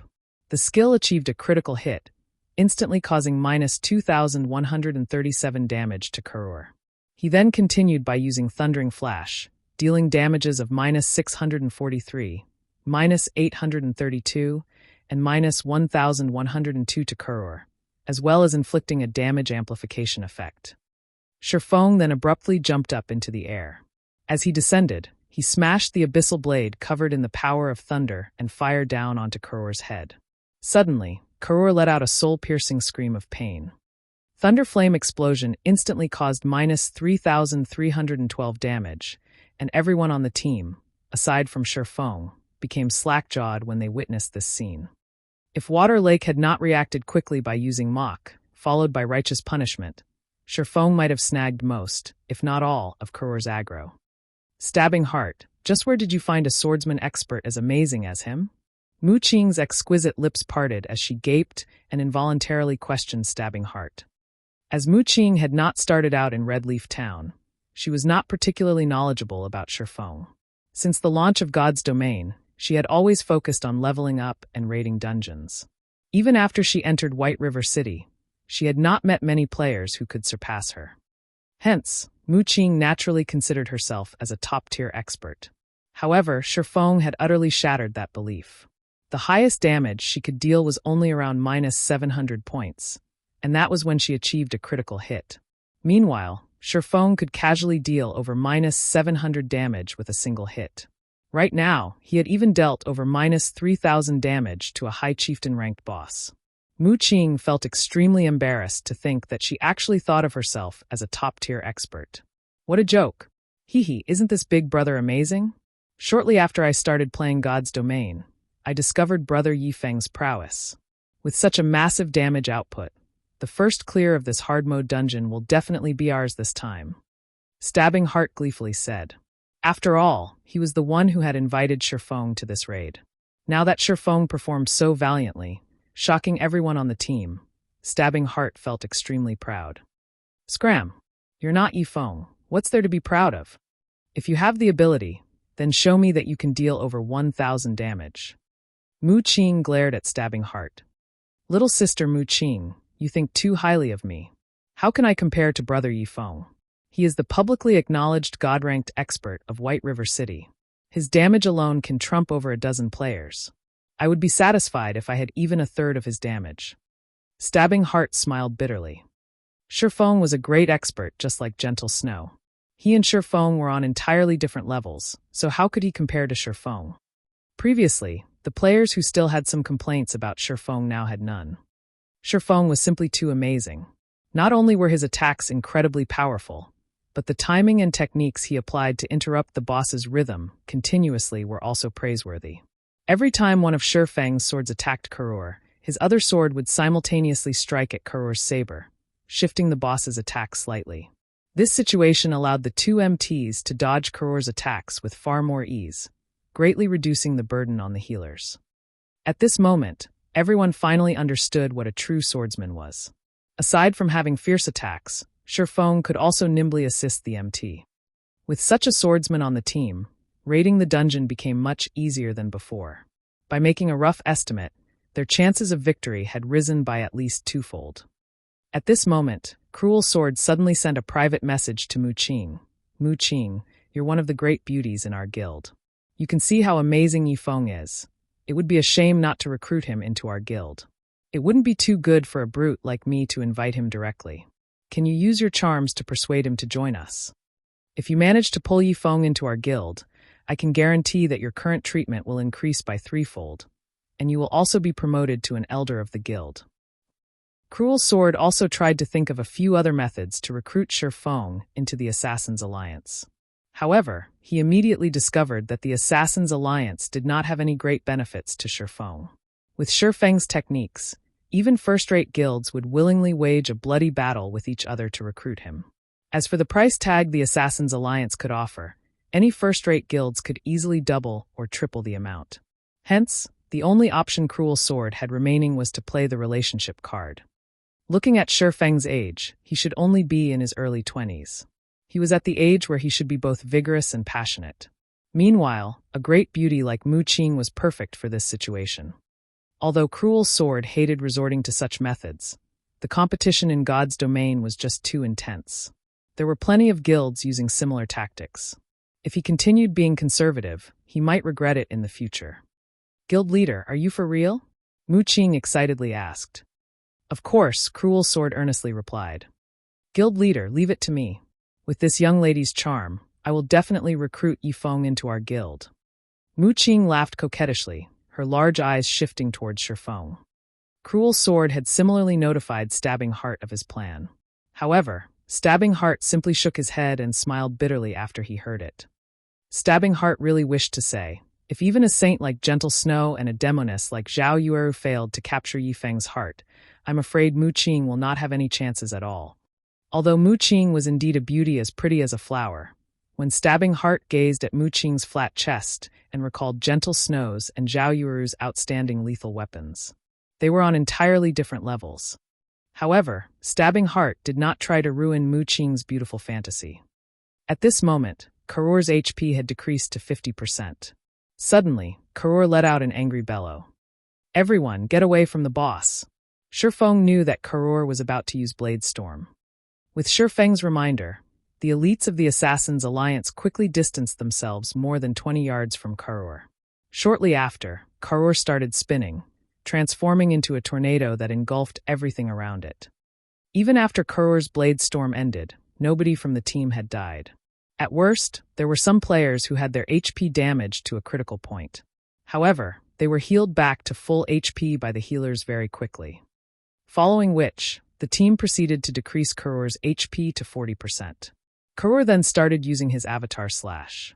Although Karur only used Avatar Slash once every 20 seconds, there were bound to be some players who were extremely unlucky, chosen as targets for 7 or 8 consecutive times.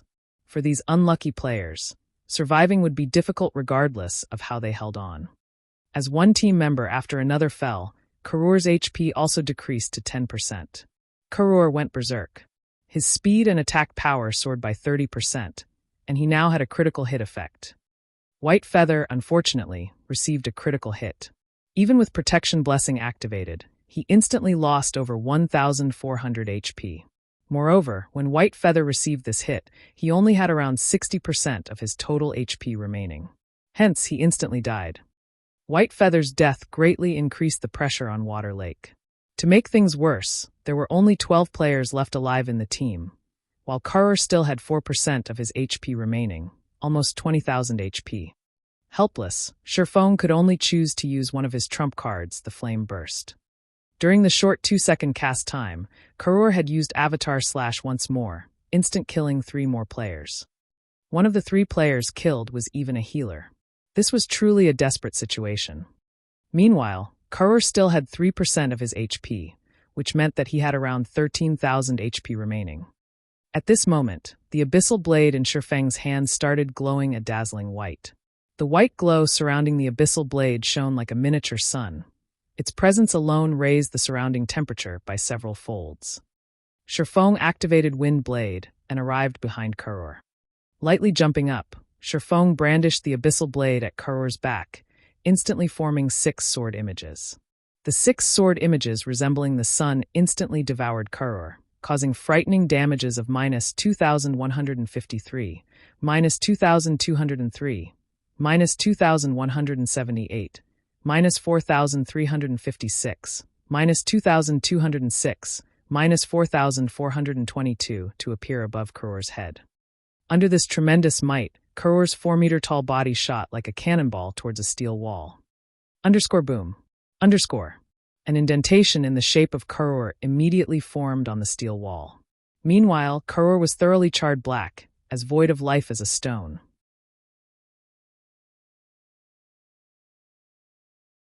Chapter 213, Dark Warlock Salou. Karur is down. We won. What was that skill? How could it be so frightening? The surviving members looked at the charred Karur, all involuntarily gulping a mouthful of saliva. The scene Surfong displayed before was simply unheard of. It was as if the thing he brandished was not a sword, but a miniature sun. Even when standing at a distance of over 30 yards, they could feel the scorching temperature through the pain and burning of their skin. Meanwhile, the damage Surfong had dealt was even more shocking. Of his 6 last strikes, not one had dealt lower than -2,000 damage to the High Chieftain-ranked boss. Among them, there were even 2 that achieved a critical hit, causing over -4,000 damage. It was the first time they had seen such a powerful skill. Stabbing Heartjaw also hung open. Although he knew that Surfong was amazing, he never imagined that he would be this amazing. Cruel Sword was also awestruck. Originally, he had prepared for another failure. He never thought that Surfong would have a move like this hidden. Surfong had sent a level 12 High Chieftain boss flying and instantly caused more than -10,000 damage. This was definitely the highest damage Cruel Sword had seen so far. At this moment, Cruel Sword's gaze grew even more fervent when he looked at Surfong. He couldn't help but wish that he could drag Surfong into the Assassin's Alliance right this instant. Mu Qing reacted quickly. This moment was her best chance to get closer to Surfong. Hence, Mu Qing immediately walked up to Surfeng's side, acting excited as she pulled on Surfeng's arm. Big brother Yifeng, this move of yours is just too amazing. Just what sort of skill is it? This is my first time seeing such a skill. Mu Qing eyed Surfong as she spoke in a soft and supple tone, her slender eyelashes constantly fluttering. Admiration filled her gaze, and her expression was fragile, invoking any man's protective instincts. Flame Burst. It's a universal special skill that any class can use. Surfong could clearly feel a sense of warmth and softness on the arm she clung to. However, he did not put much thought into it. He deemed that Mu Qing had only done such a thing due to her excitement. Hence, he casually gave her the answer. A special skill, is it? How unfortunate. Originally, I thought of inviting brother Yifeng to help me grind for one. Mu Qing's excitement withered when she heard Surfeng's words. One could only come across something like a special skill serendipitously. It was not something that one could obtain through effort. Indeed, how could such a powerful skill be so easily obtained? Let's take a look at the drops, then, Surfong said with a laugh, looking at Mu Qing's disappointed expression. Reminded by Surfong, everyone finally recalled the fact that Karur, who had just died, was a High Chieftain-ranked boss. The loot he dropped would doubtlessly be bountiful. They had forgotten this fact due to their shock at Surfeng's strength. Following which, the surviving healers started reviving their fallen allies. Only when everyone was revived did Cruel Sword begin to collect the loot. Karur had dropped a total of 5 pieces of equipment, and all of them were mysterious iron rank. Compared to the boss of a 10-man dungeon, Karur had dropped an extra 2 to 3 pieces of equipment. Among the 5 pieces of equipment, there was a level 10 Great Shield, a level 10 Longbow for Rangers, a level 10 Breastplate for Berserkers, a level 10 Staff for Healers, and the last piece was a level 10 Breastplate for Swordsmen. The breastplates for Berserkers and Swordsmen in particular were pieces of set equipment. As for money, everyone in the team received 32 coppers. In general, it was a great harvest. As Surfong previously had an agreement with the Assassin's Alliance, the Wind Extinguisher Breastplate was given to him directly. Wind Extinguisher Breastplate chest piece, plate armor, mysterious iron rank. Level 10. Defense plus 83. Strength plus 7, agility plus 10, endurance plus 6. Restricted to swordsmen. Part of wind extinguisher set equipment, 1/6. 2-piece effect. Increase damage by 10%. 4-piece effect. Increase attack speed and movement speed by 15%. 6-piece effect. Ignore levels plus 3.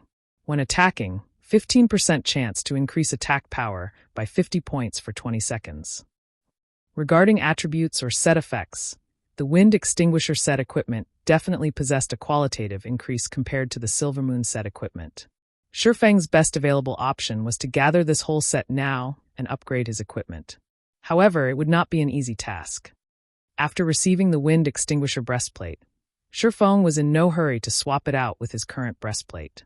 After all, once he made the change, he would lose one of the set effects of the Silvermoon set equipment. He only intended to make the change after he collected 4 pieces of the wind extinguisher set equipment. After distributing the equipment, everyone advanced towards the next boss. Now that Water Lake possessed a level 10 mysterious iron ranked shield, his defense and HP had both increased significantly. As a result, they easily dealt with the monsters they met on their journey. Within 10 minutes, they arrived at a fighting arena. In the middle of the arena, Warlock, a Beastman assassin, stood there. He was also the second boss of the Beastman Munition factory. Warlock, High Chieftain rank. Level 12. HP 400,000/400,000. Although Warlock's HP was lower than Karur's, Warlock was, in reality, much harder to deal with than Karur. Unlike Karur, Warlock was an assassin. During battle, Warlock would unpredictably disappear and reappear at another location. He would also frequently attack players while ignoring aggro, choosing to attack players on the run line rather than those on the front line. More importantly, Warlock had 3 skills that rendered players speechless. The first skill he possessed was Armor Break. Every one of Warlock's attacks would inflict a stackable armor break effect.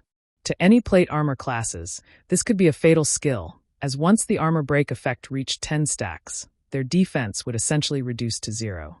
Even if it were an MT that possessed over 2,000 HP, Warlock could still kill them with just 2 to 3 hits.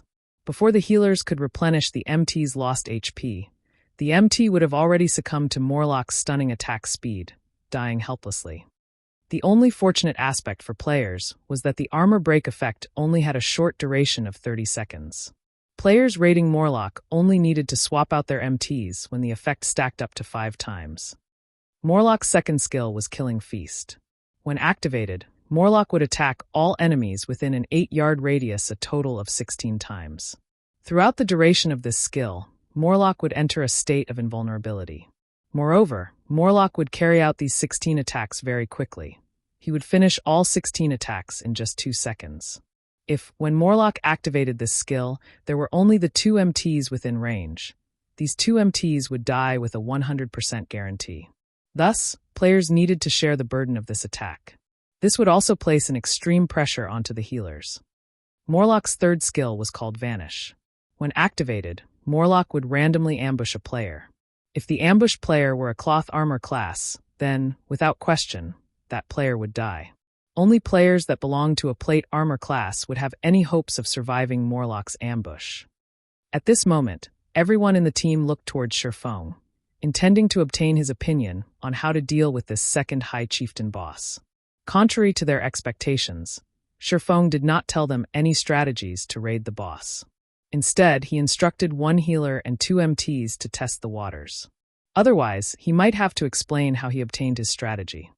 After making a few tests, Shurfeng started explaining his strategy for the initial stages of the boss fight.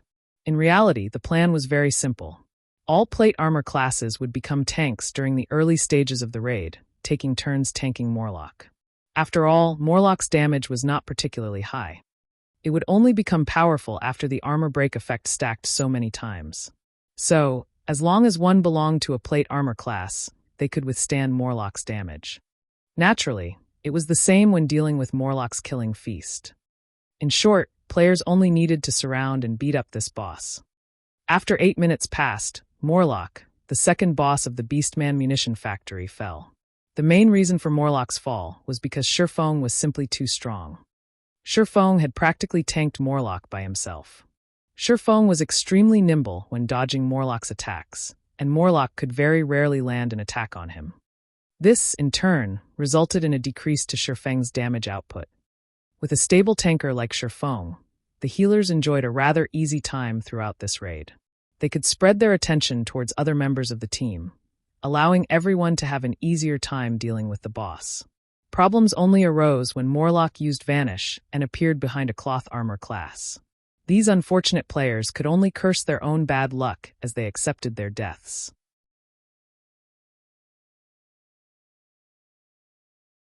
Chapter 214 Dungeon Cleared. After Warlock died, he dropped a total of 4 pieces of mysterious iron equipment. Everyone received a share of 34 copper coins and a large amount of EXP. Meanwhile, Surpassing obtained a pair of wind extinguisher leg guards, increasing his collection of the wind extinguisher set equipment to 2 pieces. Everyone on the team looked at each other with a smile after they had killed Warlock, a high chieftain-ranked boss, with such ease. They all felt blissful from the fact that Surpassing had joined their team. Right now, no one on the team felt the same panic they had when they first entered the dungeon. They could joke around with each other, and had even become pals with Surpassing. Occasionally, they would even ask Surpassing to teach them a few battle techniques. While Surpassing gave out casual pointers, the team members' admiration for Surpassing gradually grew. Under Surpassing's casual guidance, many players in the team exhibited noticeable improvement. Soon after, everyone arrived at the final throne room. Here, they met the final boss, the Dark Warlock Salou. Dark Warlock Salou, High Chieftain rank. Level 12. HP 500,000/500,000. Elsewhere, while Surpassing and the others had arrived before the final boss, Dark Star's lone Tyrant still tangled with the first boss of the Beastman Munition factory, Karur. As of this moment, lone Tyrant and his team had already experienced 3 team wipes. Moreover, Karur's avatar slash had caused all 3. They had not improved one little bit since their first battle. Lone Tyrant grew hysterical at this situation. He did not know why a 20-man dungeon would have such a huge increase in difficulty compared to a 10-man dungeon. After pondering for a long time, Lone Tyrant discovered the reason for their failures. This boss needs to be dealt with as quickly as possible. However, our overall damage simply isn't enough to finish him. Unless the team's equipment is further upgraded, the possibility of clearing this dungeon doesn't exist. Do we really have to go and upgrade our equipment before trying again? Lone Tyrant wore a hesitant expression as he glared at Karur. Due to his previous boasting, he was now stuck between a rock and a hard place. However, Lone Tyrant suddenly came to a realization. If the damage of his own team were insufficient to deal with Karur, then the Assassins' Alliance, who had poorer quality equipment, would have even less of a chance of killing Karur. At this moment, the team from the Assassins' Alliance must certainly be stuck at the first boss as well. When Lone Tyrant thought about this, his mood immediately lifted. He decided to reflect on their raiding strategy, giving the boss another try. Meanwhile, in the magnificent throne room of the Beastman Munition factory, the Assassins' Alliance had already investigated the Dark Warlock Salou's skills. Aside from Dark Arrow being Salou's most basic attack, Salou was immune to all controlling effects. Salou also possessed 2 killing moves. One of them was a skill called Shadow Wound. When cast, the boss would fire 12 dark arrows. Each dark arrow would cause -800 damage and inflict a fear effect that lasted 6 seconds. The other was a skill called Summon Flame Giant. The Flame Giant was a level 12 special elite with 50,000 HP. Each Flame Giant that Salou summoned possessed self-immolation effect that dealt -300 flame damage to all targets within a 10-yard range every second. The Flame Giant was also the largest hurdle to overcome when raiding the Dark Warlock Salou, as the self-immolation was an AoE dot. If any players other than MTs received -300 flame damage every second, they would last 4 to 5 seconds at most. Meanwhile, Salou would summon an additional Flame Giant every 1 to 2 minutes. Factoring in the fear effect from Shadow Wound, many players in the team would die under the combination of these 2 skills. Even if this combination did not immediately kill them, with 3 Flame Giants running about, they would similarly end in destruction. 3 Flame Giants would mean -900 total damage per second. Even Surpassing could not last 3 seconds under this damage, much less the other players in the team. However, if they focused their attacks on the flame giants summoned instead, they would waste precious time. As a result, Salou would fully recover his HP due to his battle recovery. A battle of attrition like this would only end with the healers exhausting their mana and a team wipe. Meanwhile, after sending a group of half a dozen players to test the waters, everyone learned Dark Warlock Salou's true strength. As a result, their hearts sunk and their confidence wavered. Ignoring the fact that each of Salou's dark arrows could cause -800 damage to their MTs and -1000 damage to everyone else, the flame giants alone were extremely difficult to deal with. After all, none of the melee players could go near a flame giant, and even if only the MTs tanked it, the healers still wouldn't be able to cope with the high damage. Not to mention, there was also Salou's AoE skill, Shadow Wound, that would suddenly cause -800 damage. The flame giant itself could cause over -300 damage to the MT with its attacks. Coupling that with the flame giant's self-immolation effect, its prowess could rival that of a boss. If they suddenly received an attack from Salou's Shadow Wound in addition to the flame giant's attacks, even their MTs might instantly die. Moreover, if they did not kill the first flame giant within 1 to 2 minutes of its summoning, Salou would summon the second flame giant. Under the simultaneous attacks of 2 flame giants, their MTs wouldn't have a chance. With their current equipment and levels, it was impossible for them to face Dark Warlock Salou head-on in battle. Thinking up to this point, everyone's moods grew somber. Isn't this only hard mode? Why is the difficulty so high? What would happen if this were hell mode? Stabbing Heart was similarly bitter after seeing Dark Warlock Salou's capabilities. The guild leader of the Assassins' Alliance, Cruel Sword, wrinkled his brows, falling into deep thought. Salou's rating difficulty was clearly much higher than the previous 2 bosses. As expected of a final boss, it won't be easy to clear this hurdle. At the very least, Cruel Sword did not have any good methods to raid Salou. While everyone was discouraged, why don't we give it a try first? It's not like we're completely helpless right now, Shifeng suddenly said in the team chat.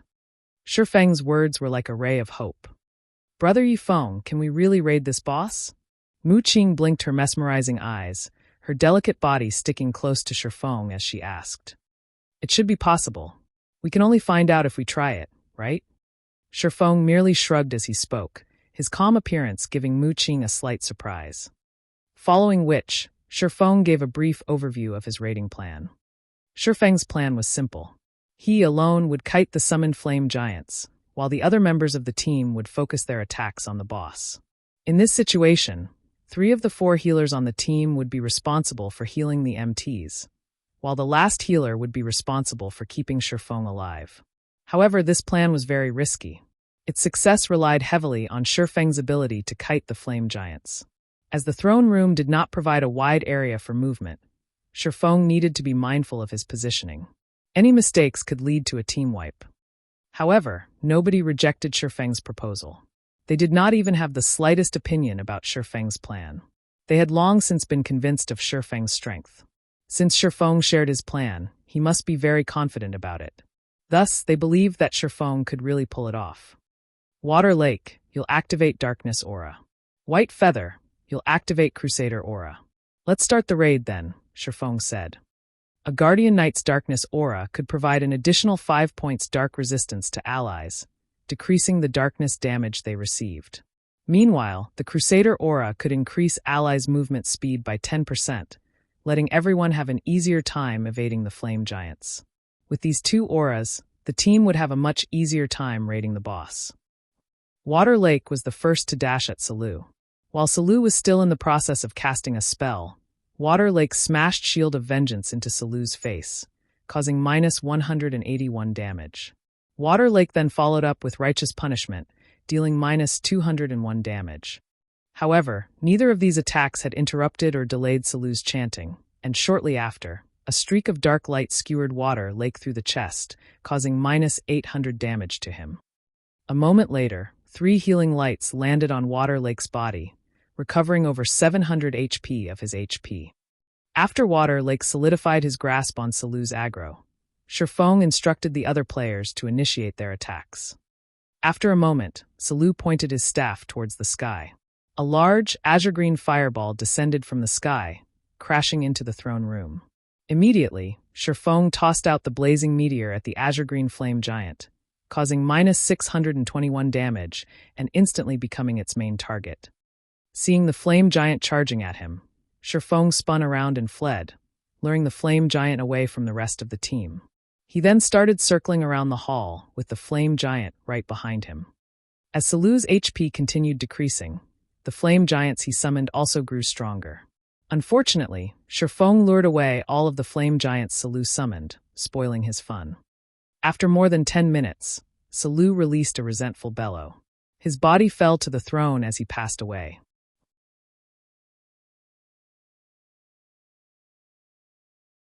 Chapter 215, Basic Fire Resistance Potion.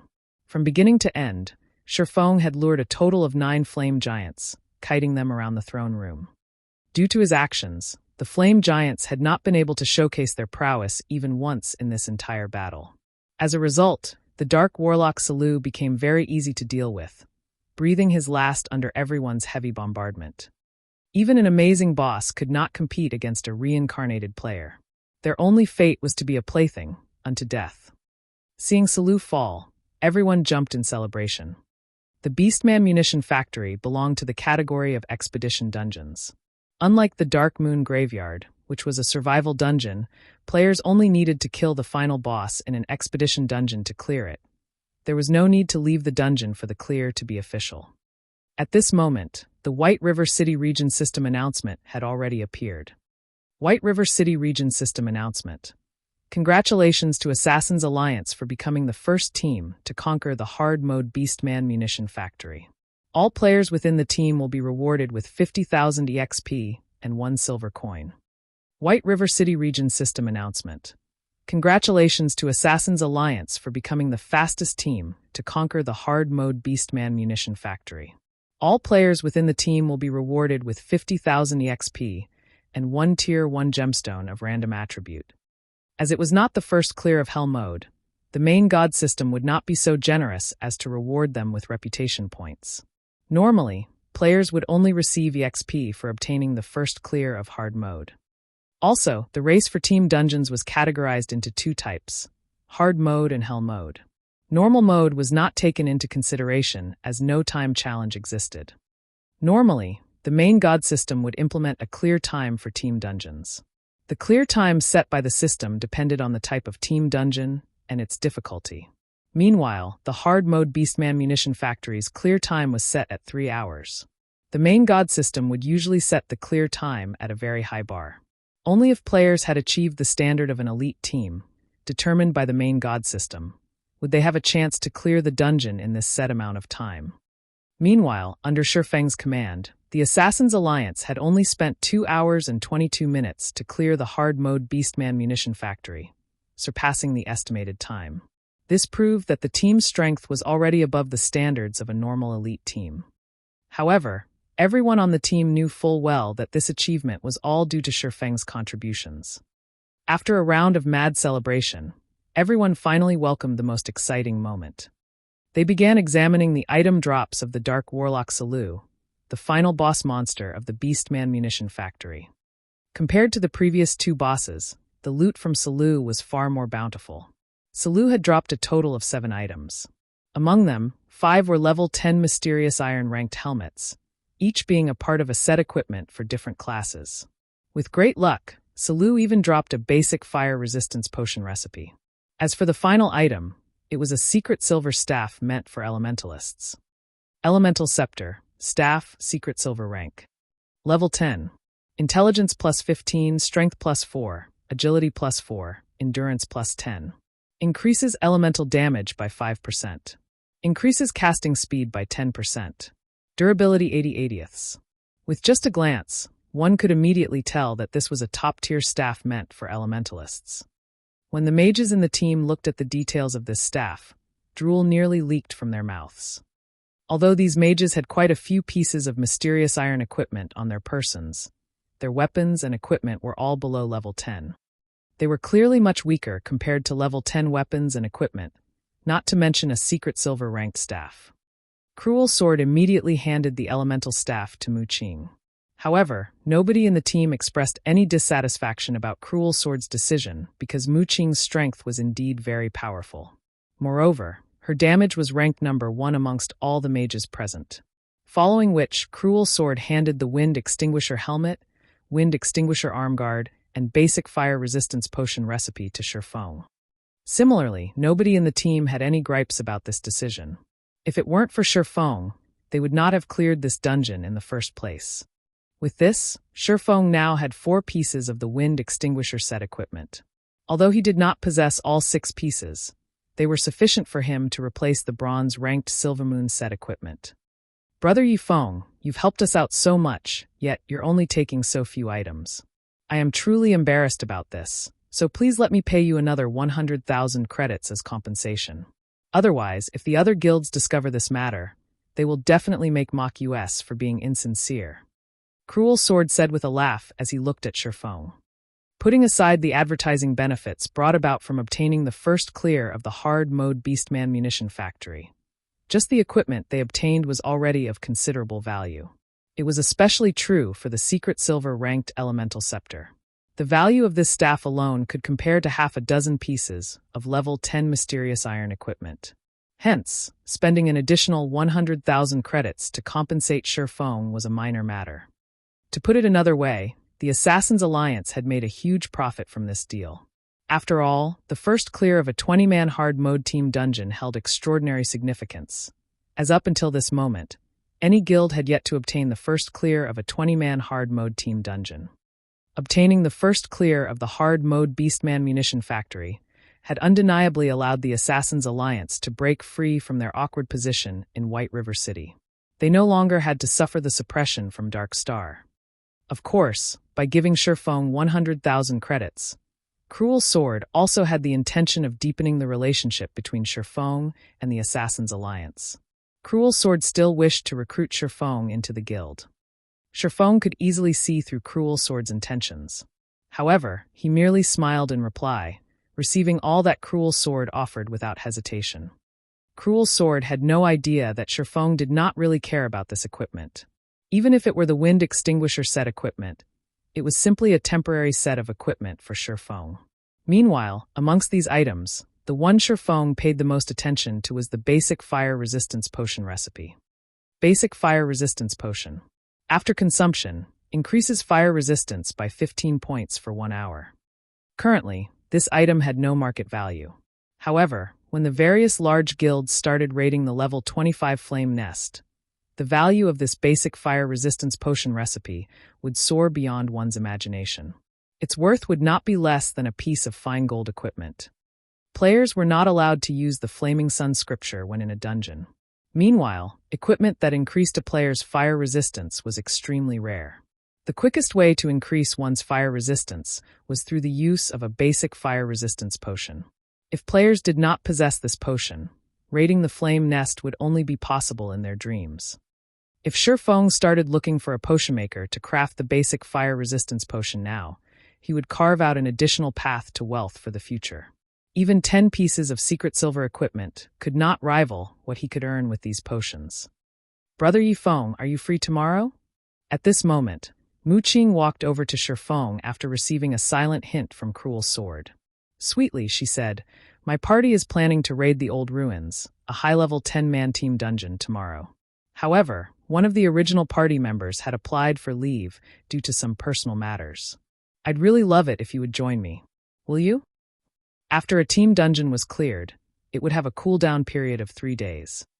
Hence, they needed to wait for 3 days before they could enter the Beastman munition factory again. Standing to the side, Cruel Sword inwardly clapped his hands at Muqing's performance. Relationships needed care and gentle nurturing. Although he could tell that Shifeng had no particular interest in Muqing, with increased interactions, who was to say would happen in the future. I still have something that I need to do tomorrow. Let's find some other time to go dungeon diving. Shifeng could naturally tell what Muqing was trying to do. However, he simply waved his hand and tactfully rejected her. Although the Old Ruins was a high-level team dungeon, there was nothing there that could rouse his interests. He would only waste time by going there. Now that he had changed into the 4 pieces of Wind Extinguisher set equipment, His attributes had greatly increased once again. He should be able to attempt the continuation of the epic quest, Darkness Descends, now. Mu Qing's innocent eyes flashed with a hint of disappointment. She did not think that her charm, which had only brought her success so far, would fail against Shifeng. Was she really lacking in charm, or were Shifeng's defenses just too high?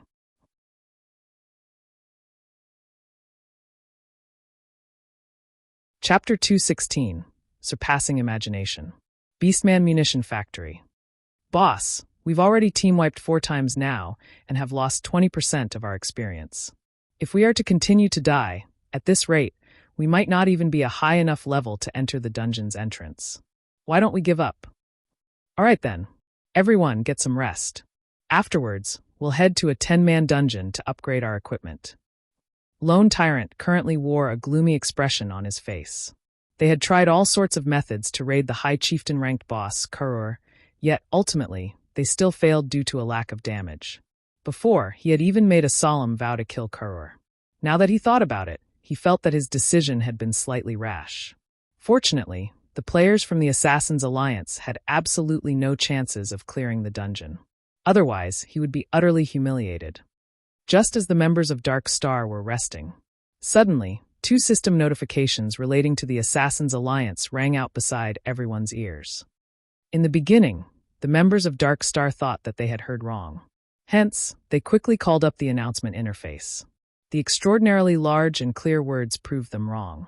The Assassin's Alliance had indeed obtained the first clear of the hard-mode Beastman Munition Factory.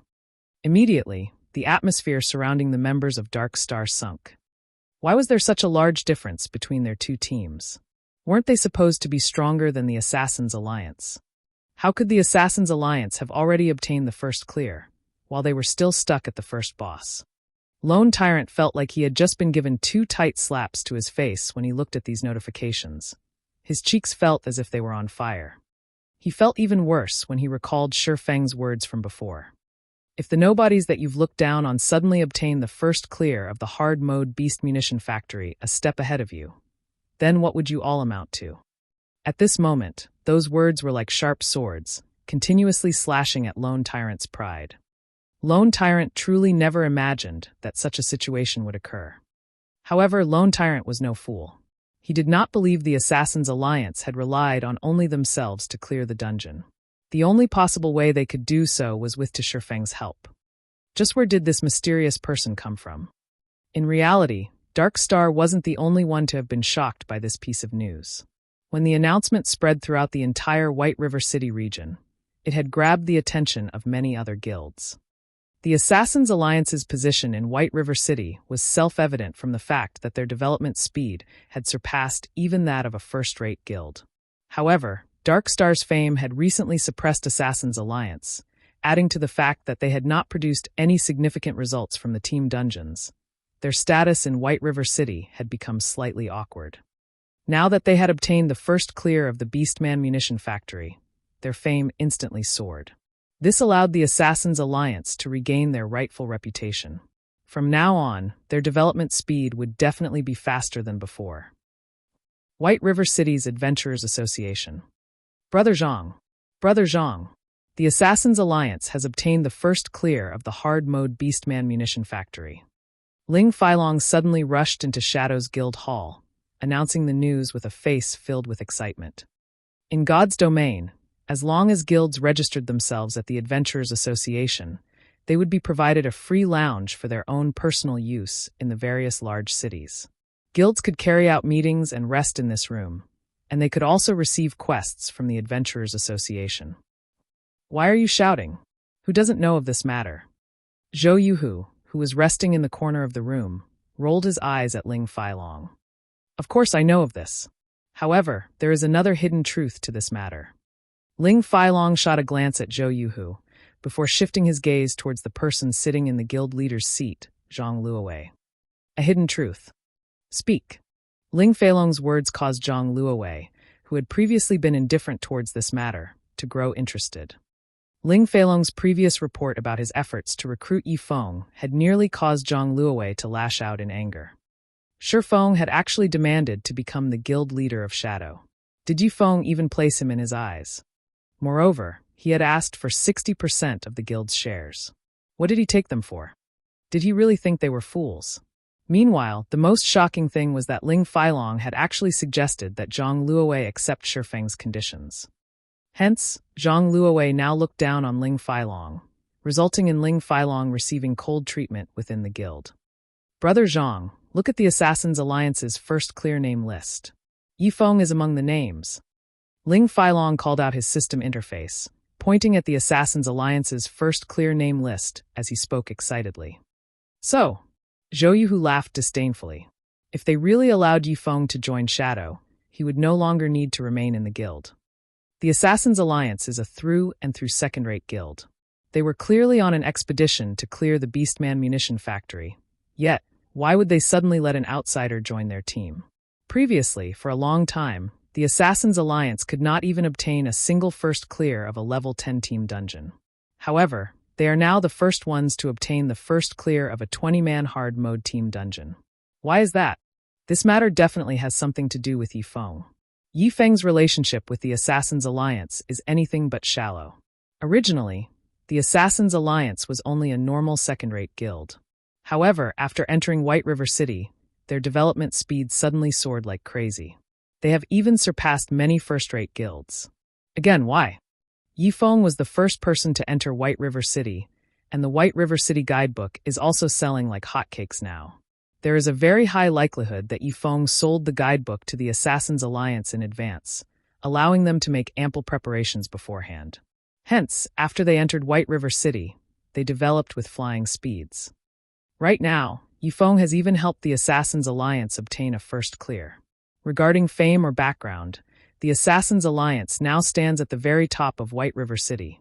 They have even surpassed many first-rate guilds. This is a clear proof of Yifeng's capabilities. If Yifeng joins Shadow within a month, we can stand our own ground in White River City. Ling Failong had made a thorough investigation of Yifeng, and the more information he uncovered about Yifeng, the more frightened he became. Yifeng's accomplishments far surpassed his imagination.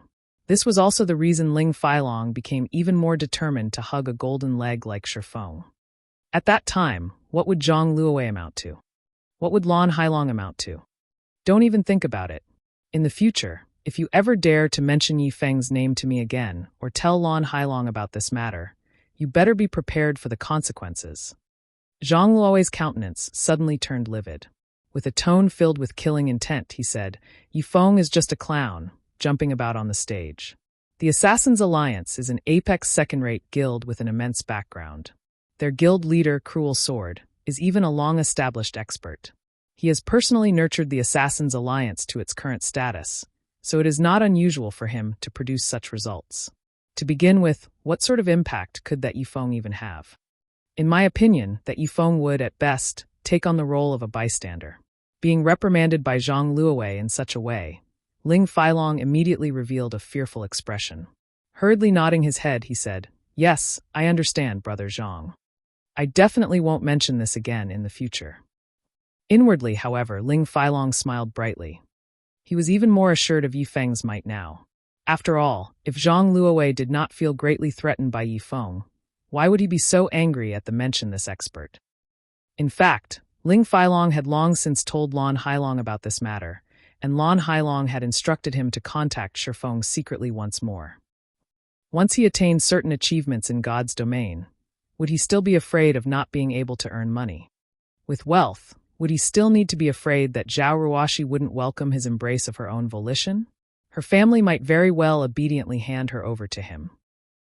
Just as everyone discussed the Assassins' Alliance's first clear, Shifeng had already swapped out his old equipment for the 4 pieces of the wind extinguisher set equipment and had arrived at the library of White River City. Compared to the dilapidated house used as a library in Red Leaf Town, the library at White River City was a true library. Not only did it possess a majestic atmosphere, but its appearance was also splendid and magnificent. It was like a Babylonian shrine, and it was situated right in the heart of the city. The people going through the entrance of the library were mostly nobles of White River City and mage-class NPCs. There were even some who possessed Tier 2 classes. Hence, the library was not a place where the common folk could simply visit.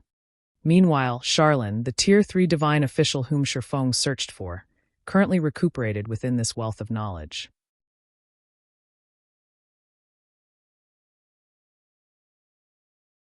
Chapter 217, Thoughtful Rain. At the entrance of White River City's majestic library. Aside from a large number of NPCs entering and leaving the premises, there were also plenty of players surrounding the library's entrance. However, no matter how hard they tried, they still could not enter the library. Hence, a majority of these players were currently trying to befriend some of the NPCs here, increasing their intimacy in the hopes of these NPCs taking them along into the library. There were even some attractive female players that tried to seduce the NPC nobles. Meanwhile, the players that attempted these actions were mostly mages such as elementalists, cursemancers, and summoners. As for why these players tried to get into the library, it was mainly because of the amazing skills they could learn within the library. Aside from obtaining these skills from monsters and dungeons, the library also possessed some of the more common, high-level mage skills. As for healers, they would have to visit the Light Temple to learn their respective skills. Meanwhile, all melee classes could learn new skills from their respective class instructors in the Apocalypse Temple. These players had read about the library in the White River City Guidebook by Surpassing. Hence, they had all come here to obtain new skills. After all, compared to upgrading their weapons and equipment, it was much easier to upgrade their arsenal of skills. As long as players could learn some of these high-level skills, their overall prowess would massively improve. However, learning a skill was very expensive. Players also needed to do a series of quests and waste precious time to obtain a skill. Hence, Surpassing never thought of obtaining his skills through such means. After all, the skills he had learned so far were not any weaker than those high-level class-specific skills. So, he naturally would not waste time trying to obtain them. Seeing Surpassing walking towards the library's entrance, the spectating players by the sidelines revealed sneers on their faces. Look, another new guy is trying to enter. How many players has that been already? Let's watch the guard kick him out. Most of these players had suffered a loss at the hands of the gatekeeper. As none of them possessed an entry pass, the guards had chased them all away. There were also some players who tried to cause a scene after being refused entry. However, these players were either jailed or sent flying away with a kick. Just as Surpassing was about to walk towards the tightly shut large steel doors, a female elementalist pulled on Surpassing, stopping him. The guards here will kick out any player without an entry pass. It is best if you do not try to approach them, the female player warned Surpassing. Surpassing already knew this. However, since the other party had approached him with kind intentions, Surpassing turned his head and looked at the female player that had stopped him. Immediately, Surpassing discovered that the female player who stopped him was very beautiful. Amongst all the female elementalists he knew, only the flame witch, Zhao Yueru, might trump this girl's beauty. Moreover, the equipment on this girl fully comprised of mysterious iron equipment. Although her weapons and equipment were all below level 10, they were still extremely valuable. As the girl before him was an independent player, it was much more difficult for her to obtain such equipment compared to a member of a guild. However, for some unknown reason, Surpassing felt a sense of familiarity when he looked at this female player. Yet, he could not recall when he had met her before. He then used observing eyes and took a look at this girl's name. Thoughtful Rain. Surpassing had no recollection of this ID, and he was very sure that there was no female expert in his previous life with such a name. Since she was not a female expert, why did he feel a sense of familiarity with her? Surpassing shook his head. There was no point thinking about it if he couldn't remember. It might just be a misconception due to his reincarnation. Thanks, Surpassing said. Thoughtful Rain faintly smiled. She thought that, since Surpassing had shown his appreciation, he must have a kind personality, unlike others who would reply to goodwill with malice. Hence, she pointed towards the group of players a short distance away that was currently surrounding a few NPC nobles, softly saying, "N, your attitude isn't so bad after all. If you wish to enter the library, it is best if you obtain an entry pass first. You can also try to befriend one of those NPC nobles.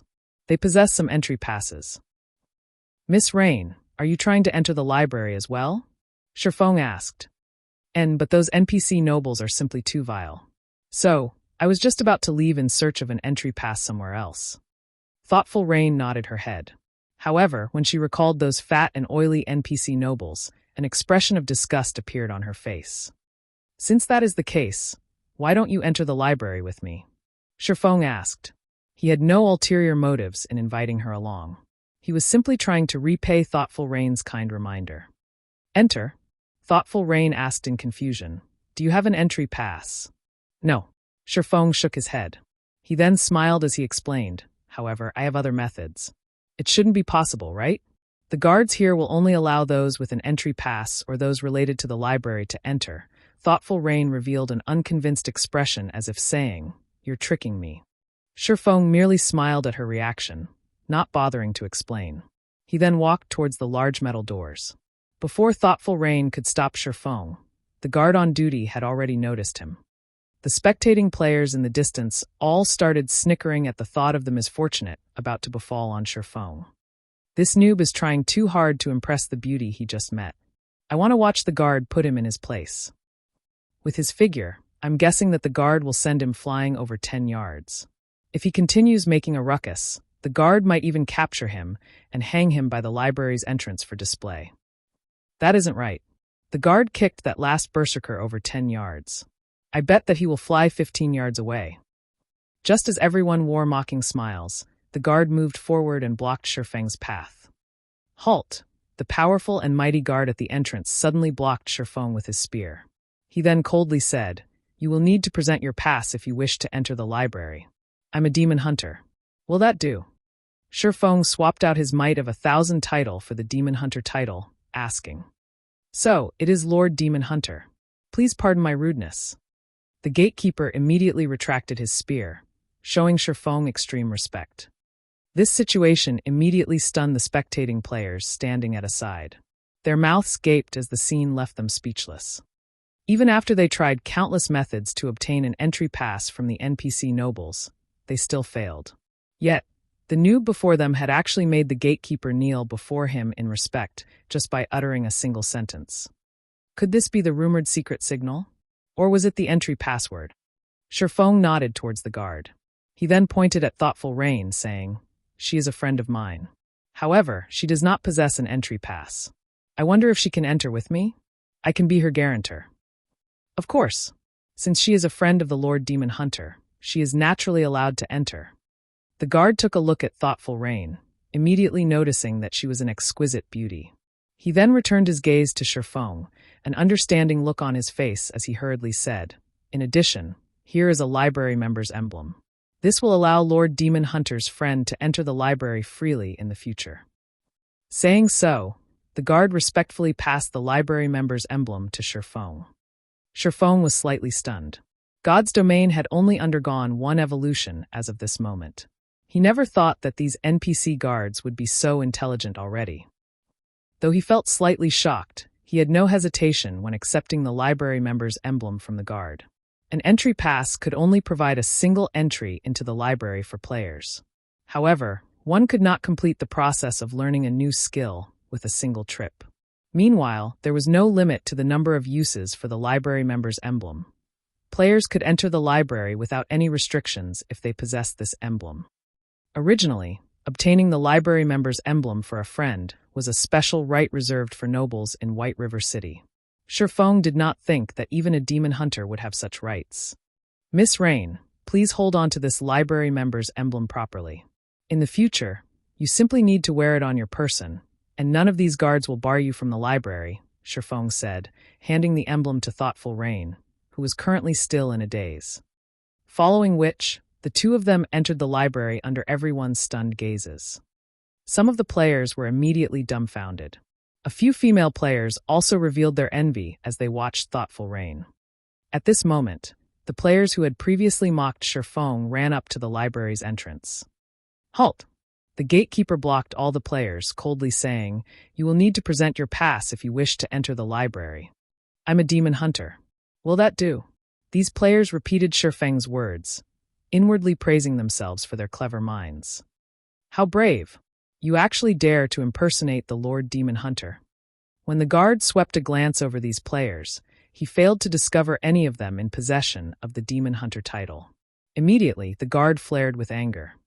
In the end, all these smart people ended up in tragedy.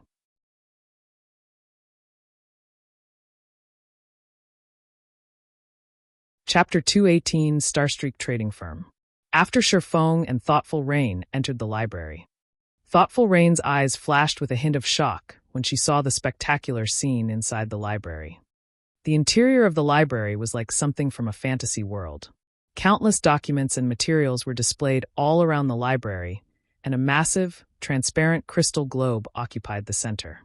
This crystal globe was like a supercomputer.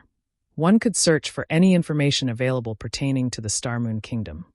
Meanwhile, numerous open-air meditation rooms made of magic crystals decorated the surroundings of the crystal globe. Inside these meditation rooms, players could either research new spells or practice using their current spells. Normally, only Tier 3 and above mage classes would research new spells. The players at this stage of the game had yet to possess a deep understanding of magic, so researching new spells was out of the question for them. Moreover, the spells that players currently used were only entry-level spells. However, along with the increase in their levels, the spells they used would also grow more complex. If they did not possess a specific degree of understanding of magic, they could stop dreaming of casting any high-tier spells. As a result, many mages in God's domain had given up on their adventuring career, switching to a lifestyle class instead. In fact, magic wasn't the only thing that had stringent requirements for players. It was the same for battle techniques. The more powerful a battle technique was, the higher its requirement would be of a player's control over their body. As a result, this requirement had created a gap in strength between the players of God's domain. It was one of the reasons that some players could advance to a Tier 5 class, while some failed even to reach Tier 3. Although it would be of some help if players increased their levels and attributes, such factors would make little difference the further players advanced in God's domain. This was also the reason why God-tier powerhouses were so rare. Thus, Shurfeng continuously trained his body day in and day out, in addition to spending a large number of credits to purchase nutrient fluids to improve his body's physique. It was all meant to improve his brain's potential and performance. Only by developing his brain's potential could he master his body in the game and obtain extraordinary battle prowess. He could then advance to a Tier 5 class and take the challenge to advance to the Tier 6 godhood, reaching the pinnacle of God's domain. Let's part ways here. I still need to look for someone. If you want to learn high-level skills, the Tier 2 instructor over there can help you. Shurfeng pointed towards a mage in white robes standing by the large crystal globe. Thank you. Thoughtful Rain appeared slightly embarrassed as she expressed her gratitude. Originally, she had intended to help Shurfeng. Never would she have imagined that she would be the one who received help instead. She then said, "Seeing as you are so familiar with this place, are you perhaps a professional player?" "I guess you can put it that way," Shurfeng nodded. "Let's add each other as friends, then. I don't normally play games, so I usually buy my game equipment from others. In the future, if I am looking to purchase equipment or do a quest, I can also look to you for some help." Thoughtful Rain beamed a smile as she sent Shurfeng a friend request. "That's fine, but if you need help with a quest, it would be best if you contact me about it in advance." Shurfeng accepted the friend request. He did not think that, by coming here to do a quest, he would actually meet a potential female customer. When his workshop started its operations in the future, aside from raiding dungeons to obtain equipment, they would also need to look for tycoons and various corporations for sponsorship. However, it was extremely difficult for an upstart workshop to obtain sponsorship from a large corporation. Newly established workshops usually depended on rich players who were willing to spend large sums of money. Only after becoming a large guild would a workshop attract the sponsorship of large corporations. Although Shurfeng's workshop had yet to start its operation officially, there was already one customer waiting at the front door. His luck was relatively good. After Shurfeng left, Thoughtful Rain inspected Shurfeng's ID. "Oh, he is Yi Feng, White River City's #1 expert." As Shurfeng had kept his ID hidden, it was only revealed after Shurfeng accepted her friend request. Although Thoughtful Rain was not a gaming expert, having a poor understanding of the gaming world, Shurfeng's fame had long since shaken the White River City region. He had also received many titles such as White River City's #1 independent player, God-ranked expert, and so on. Furthermore, Shurfeng had also personally penned the luxury version of the White River City guidebook she had bought. So, how could she not know who Shurfeng was? No wonder why I thought he looked familiar. It turns out that he is Yi Feng. This looks interesting. Thoughtful Rain's bright red lips slightly lifted upwards as she lost herself in her own thoughts. On the library's uppermost floor, Starmoon Hall. Several level 180 Tier 1 knights stood guard outside of Starmoon Hall. These knights wore rigid expressions. Under normal circumstances, even normal nobles were not allowed into the Starmoon Hall. However, these knights did not stop Shifeng this time. On the contrary, they immediately parted the crystal doors for Shifeng upon his arrival. "I've been bitterly waiting for you for so long. Why have you only decided to come now?" Charlene asked, smiling sweetly from her seat next to a shiny stone table. The woman currently wore a set of pure white, magical robes. The delicate and luxurious robes radiated a faint silvery glow, making Charlene appear as though she were a flawless noble saint. She crossed one thigh over the other, revealing fair, supple skin. It was almost as if Charlene was trying to toy with Shifeng. At this moment, Charlene was no longer a level 20 Tier 3 divine official, but a level 180 Tier 3 divine official. Aside from the few Tier 4 tyrants, Charlene could very well be considered the most powerful person in White River City.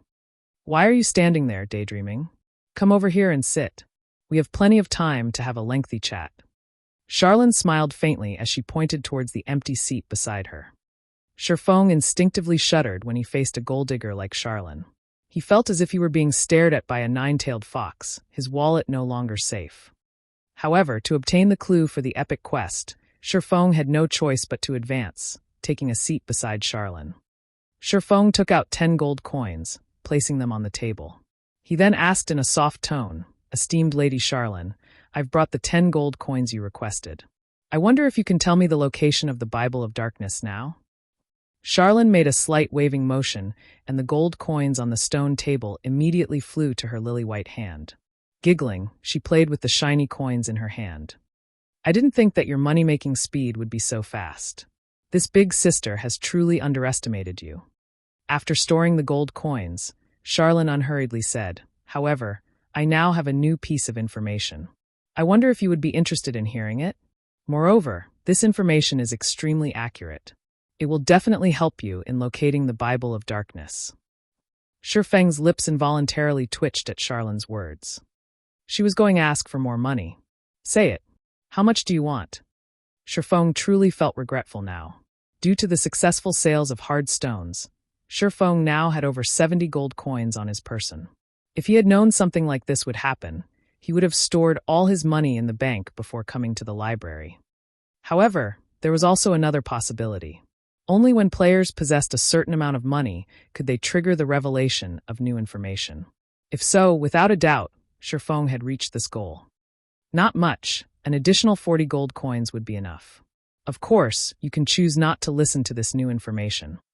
I'm not trying to belittle you, but with your current strength, it is impossible for you to locate the Bible of Darkness by relying on the old clue. Are you sure you don't want to know this new clue? Charlene blinked her eyes at Shifeng, her body radiating a holy aura. Those affected by this aura would find it hard to refuse Charlene's request. A total of 50 gold coins. At this moment, Shifeng wanted to shout, "Why don't you just rob me and be done with it?"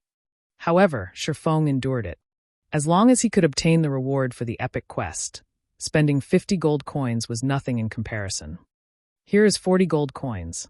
Shifeng ground his teeth as he placed another 40 gold coins on the stone table, forming a small gold mountain. Charlene's eyes shone as she saw the small mountain of gold. After snagging the gold coins, she unhurriedly took out a letter and handed it to Shifeng. She then said, "This is a contract for White River City's Starstreak trading firm. As long as you bring this contract to President Henry, he will tell you how to reach the Dark Denver."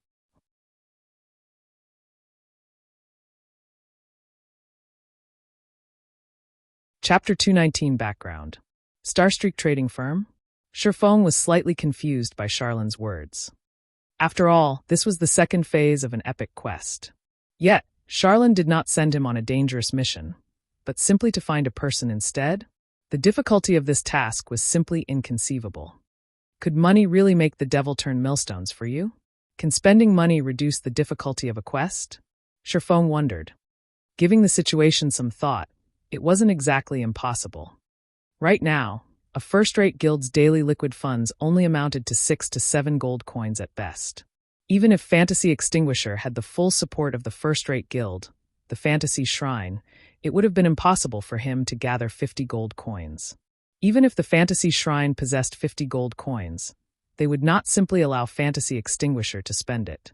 After all, a large guild could make major improvements to itself with 50 gold coins.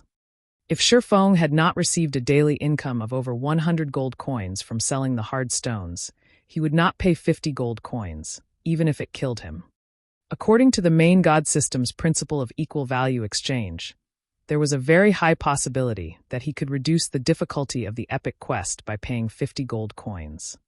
In any case, Shifeng did not lack money right now. After all, he had a daily income of over 100 gold. His earnings could rival the total sum of all the famous guilds' liquid funds in White River City. It was not an exaggeration to say that his personal wealth could rival an entire city's. If he could reduce the difficulty of an epic quest by paying some money, he would definitely do so. If he had known about this earlier, he would have waited a few more days before coming to meet Charlene. If he gathered 500 or 600 gold coins, he might be able to go to the Dark Den immediately to complete the quest. He would save plenty of time and trouble. Thank you, Lady Charlene. Shifeng respectfully received the contract. I have faith in you. Don't make me wait too long. As more time passes, the strength of the great demon will also increase. At that time, even I might not be able to challenge it. As for you, you'll just have to live the remainder of your life as a walking corpse, Charlene warned. System. Second phase of the epic quest Darkness Descends, Gospel Project accepted. Quest content. Go to Starstreak Trading Firm and look for President Henry for more information about the Dark Den rewards unknown. Although Shifeng did not know the exact contents of the quest, he felt that it should not be as easy as he had previously imagined. After all, he was only meeting Henry to learn more information and not heading directly to the Dark Denver. Starstreak Trading Firm was very famous throughout White River City. The range of operation of the Starstreak Trading Firm was not limited to White River City alone. It also operated in the 7 cities surrounding White River City. It was a massive trading firm. With such a wide reach, the amount of information they possessed would be immense as well. It was no wonder Charlene sent him to meet President Henry. Soon after, Shifeng bade farewell to Charlene. If he remained here, the remaining 20 gold coins in his pockets might very well end up in Charlene's pockets instead. After leaving the library, Shifeng hailed a horse carriage and hurried over to Starstreak Trading Firm. As the horse carriage galloped through the wide streets, Shifeng could see players who had just arrived at White River City all around. Through the passing of time, the atmosphere in White River City had grown livelier. There was a high possibility that, in just another few days, the streets of White River City would be packed with people. 10 minutes or so later, the horse carriage halted in front of the storefront of Starstreak Trading Firm. The Starstreak Trading Firm's store appeared luxurious. The building had a total of 6 floors. This store was definitely one of the tallest buildings in White River City, making it extremely eye-catching. Moreover, it was situated in a very good location, right in the heart of the trade area. The Bank of White River City was also just next door, while the auction house was only a short distance away. There were only 8 shops in total situated within this golden district. Among them, 3 shops occupied the largest areas. Each occupied 2 to 3 times more land than the other shops. Naturally, Starstreak Trading Firm was one of these shops. Moreover, Starstreak Trading Firm similarly occupied such a golden district in the other 7 cities. It was obvious just how powerful the background of Starstreak Trading Firm was. During the initial stages of God's Domain, countless first-rate guilds had tried to form connections with the Starstreak Trading Firm to conduct business. Unfortunately, these guilds failed to meet even the shadow of President Henry. Yet, right now, Shifeng could get in touch with President Henry through his quest. Shifeng couldn't help but admit that an epic quest was truly awe-inspiring. Although the price of failure was similarly horrifying, as long as he could complete it, the benefits he could obtain were unimaginable. The best example for this was the Demon Hunter title and Demon Mask Shifeng had received from completing the first phase of the Darkness Descends quest. These 2 items had been of great help to him. I wonder what sort of rewards I could obtain from completing this phase of the quest? Shifeng inwardly felt anticipation. As of this moment, Shifeng had finally realized why the Fantasy Shrine would hold nothing back in helping Fantasy Extinguisher complete his epic quest. After all, the profits they could reap from this quest was just astonishing. If a mere independent player like him could receive such profits, what could a guild accomplish? Hence, this was the reason the Fantasy Shrine had risen to the top of Black Dragon Empire during the early periods of the game in the past, suppressing all the other first-rate guilds. Unfortunately, Fantasy Shrine was doomed to normality in this life. Unless Fantasy Extinguisher managed to find another epic quest, Fantasy Shrine would not have any chances of achieving prominence. However, such a discovery was extremely unlikely. In the past, Shifeng had only accepted one epic quest throughout the decade he had spent in God's domain. Moreover, he had only received it by chance when he was around level 150. One could imagine just how rare an epic quest was. At this moment, Shifeng suddenly received a system announcement. White River City Region System Announcement. Congratulations to Ouroboros for becoming the first team to conquer the hard-mode Crystal Ruins. All players within the team will be rewarded with 50,000 EXP and 1 silver coin. White River City Region System Announcement. Congratulations to Ouroboros for becoming the fastest team to conquer the hard-mode Crystal Ruins. All players within the team will be rewarded with 50,000 EXP and 1 Tier 1 gemstone of random attribute. This system announcement undeniably caused a sensation among the players in White River City. Right now, the independent players who had arrived in White River City all had impressive techniques. Meanwhile, a large majority of them were unwilling to join a small guild. They all wished to join a large top-tier guild. However, these independent players would not determine a guild's strength solely through the fame of the guild.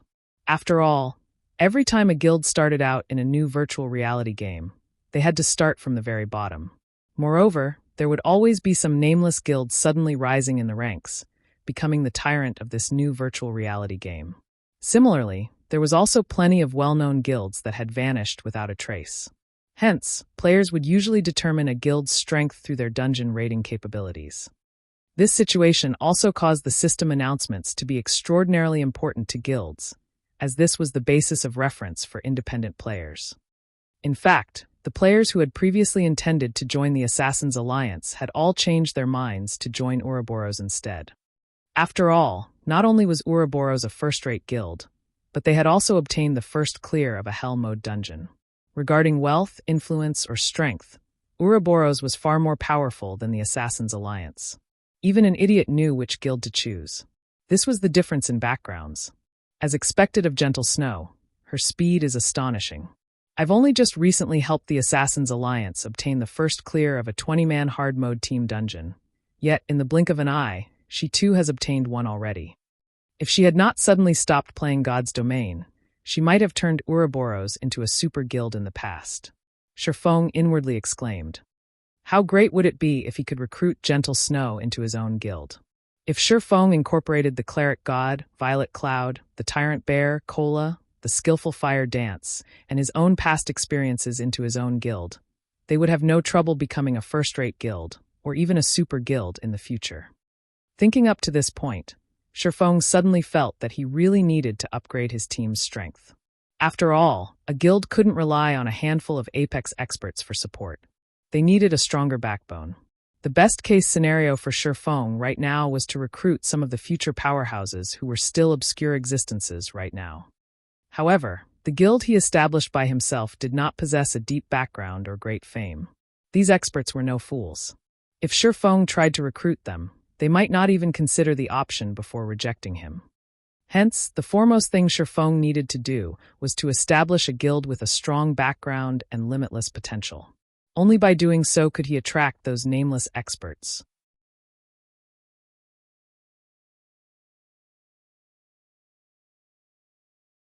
Chapter 220, Tier 4 Magic Scroll. First floor reception hall of Starstreak Trading Firm. The Starstreak Trading Firm's store was different from normal stores. As it specialized in big businesses across cities, it had its own specialized reception room set up in the building. At the same time, there was also a sales area located on the first floor of the building. The sales area sold various merchandise such as clothing, weapons, equipment, potions, alchemy products, magic scrolls, and much more. This place was just like a supermarket in reality. A trading firm was different from the auction house. As the auction house charged players exorbitant processing fees, the items sold there were far more expensive than the items sold in normal stores. Earning money in God's domain was no simple task. Hence, rather selling their wares at the auction houses, losing 15% of their profits in the process, a large majority of the players in God's domain would prefer to spend more time selling their wares at trading companies or stores. "Esteemed sir, how may I assist you?" The beautiful and dignified young lady at the receptionist counter smiled at Feng. "I wish to meet President Henry.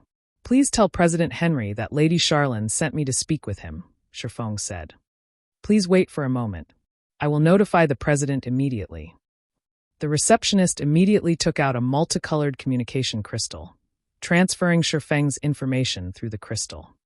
After several minutes, "Mr. Yifeng, the president is waiting for you in the president's office on the 3rd floor." "Thank you." Immediately, Feng walked towards the spiral staircase in the distance. When he arrived before the president's office on the 3rd floor, he met 2 level 150 guards who stood by the office's door. Average players were absolutely not allowed to enter the president's office. In the past, countless guild executives had queued up in front of this office. They had wished to meet with President Henry to discuss matters of renting out the 1st floor of Starstreak trading firm's store for business. Unfortunately, they did not manage to catch even the shadow of President Henry. However, when Feng walked up to the office, the 2 ferocious-looking guards immediately parted the sturdy, mahogany doors for him. Inside the luxurious and spacious office, a man in his 50s sat on a sofa in the middle of the room. The man had an elegant and dignified appearance. This person was indeed President Henry of Starstreak trading firm, and he was a well-known financial magnate in White River City. "Your Excellency Yifeng, please sit," President Henry said when his eyes met Feng's, his finger pointing to the beast-skin sofa before him. "President Henry, this is the contract that Miss Charlene wanted me to bring to you." Feng sat down. He retrieved the contract from his bag, handing it over for Henry's inspection. "No need. Before you arrived, Her Highness Charlene had already notified me of your coming here. I've also learned some information about you from Her Highness Charlene. The young truly are promising," Henry praised. He then said, "Since you are here now, I feel reassured." "Reassured? What are you reassured about?" Feng had a bewildered look on his face. Just what was President Henry saying? Also, just what did Charlene tell Henry? "Oh, did Her Highness Charlene not tell your Excellency about it?" Confused, Henry said, "This contract was set between me and Her Highness Charlene. As long as Her Highness can save the Starstreak trading firm from its current predicament, she will obtain 20% of Starstreak trading firm's shares and the Tier 4 magic scroll that was obtained from the ancient ruins." "You say 20% of the company's shares and a Tier 4 magic scroll?" Feng's expression froze. Charlene was simply ruthless. Charlene had sent him to deal with the predicament, yet she would receive a Tier 4 magic scroll in addition to 20% of the company's shares. "That's right. I've already mentioned this to Her Highness. As long as Your Excellency can save us from this predicament, that Tier 4 magic scroll will belong to Your Excellency," Henry said, nodding his head. "May I know what kind of magic scroll it is?" Feng was incredibly curious about the Tier 4 magic scroll. In the past, the most powerful magic scroll Feng had seen was only a Tier 4. If he sold the scroll, the minimum price for it would be 500 gold coins. If it were an amazing Tier 4 magic scroll, he could even sell it for over 1,000 gold coins. However, players who obtained a Tier 4 magic scroll were not usually willing to sell it. It is a Tier 4 position teleportation scroll. With it, one can teleport to anywhere they wished within an instant. However, this scroll was made using the technology of an ancient civilization. In our current era, we have no way of replicating such technology. Hence, this scroll is the only one that currently exists in Starmoon Kingdom. "It is priceless," Henry said pridefully. This scroll was his most precious treasure. He had always been reluctant to part with it.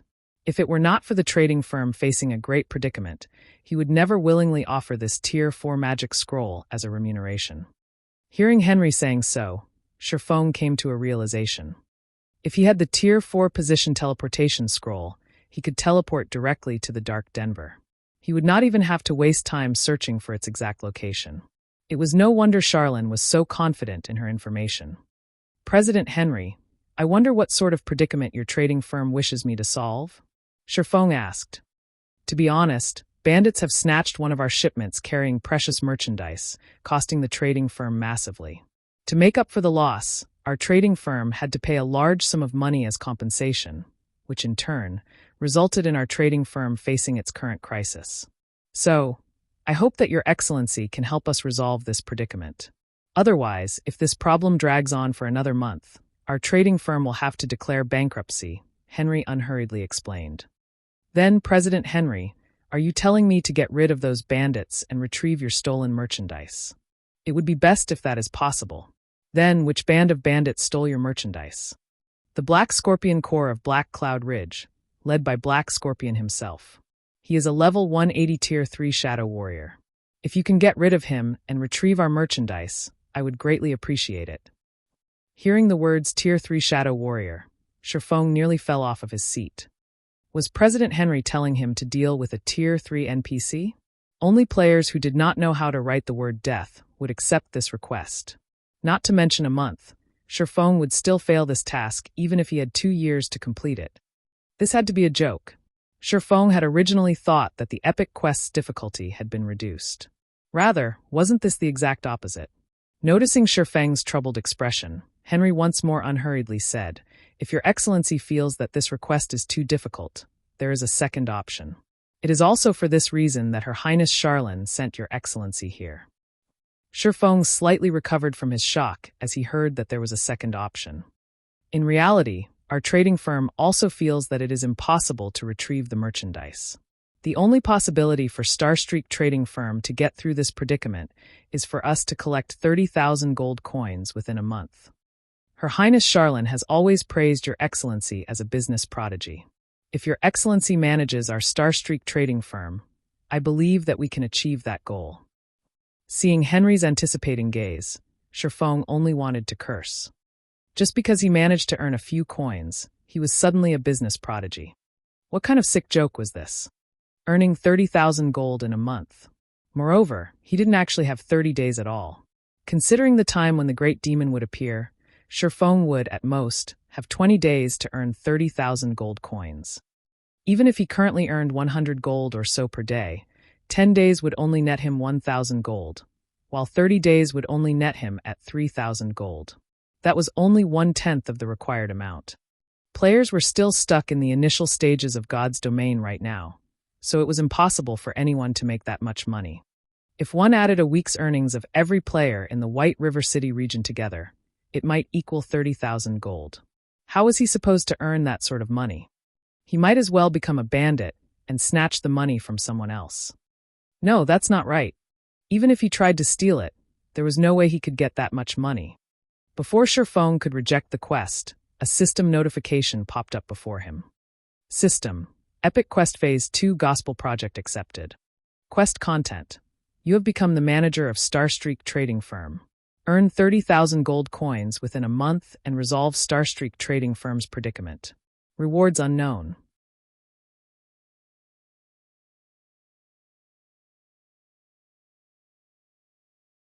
Chapter 221, Astonishing Decision. It's not even going to give me a choice? Shifeng laughed bitterly as he looked at the system notification. Shifeng did not even have the right to reject an epic quest. Shifeng was truly confused as to how Fantasy Extinguisher had actually managed to complete this epic quest. In theory, he shouldn't be able to complete the quest even if he sacrificed the entire fantasy shrine. When converted to credits, 30,000 gold coins was the equivalent of 300 million credits. One could even buy a large company with that kind of money. Moreover, compared to the difficulty of earning 300 million credits, in reality, it was much harder to earn 30,000 gold in God's domain. Naturally, it was impossible for Shifeng to earn 300 million credits in reality right now. To speak frankly, if he were capable of such a thing, he would have long since done so. Why bother playing God's domain at all? However, it would still be better for him to develop himself in God's domain, as God's domain had more prospects.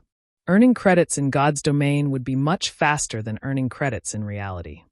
Your Excellency Yifeng, from now on, the entire Starstreak Trading Firm will be under your command. We will carry out any orders you give.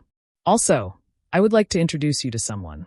If your excellency needs anything, simply let her know, Henry said, clapping his hands once. At this moment, the large doors of the office suddenly opened, and a beautiful girl with golden blonde hair stepped into the office. The girl with blue eyes wore a beautiful purple dress.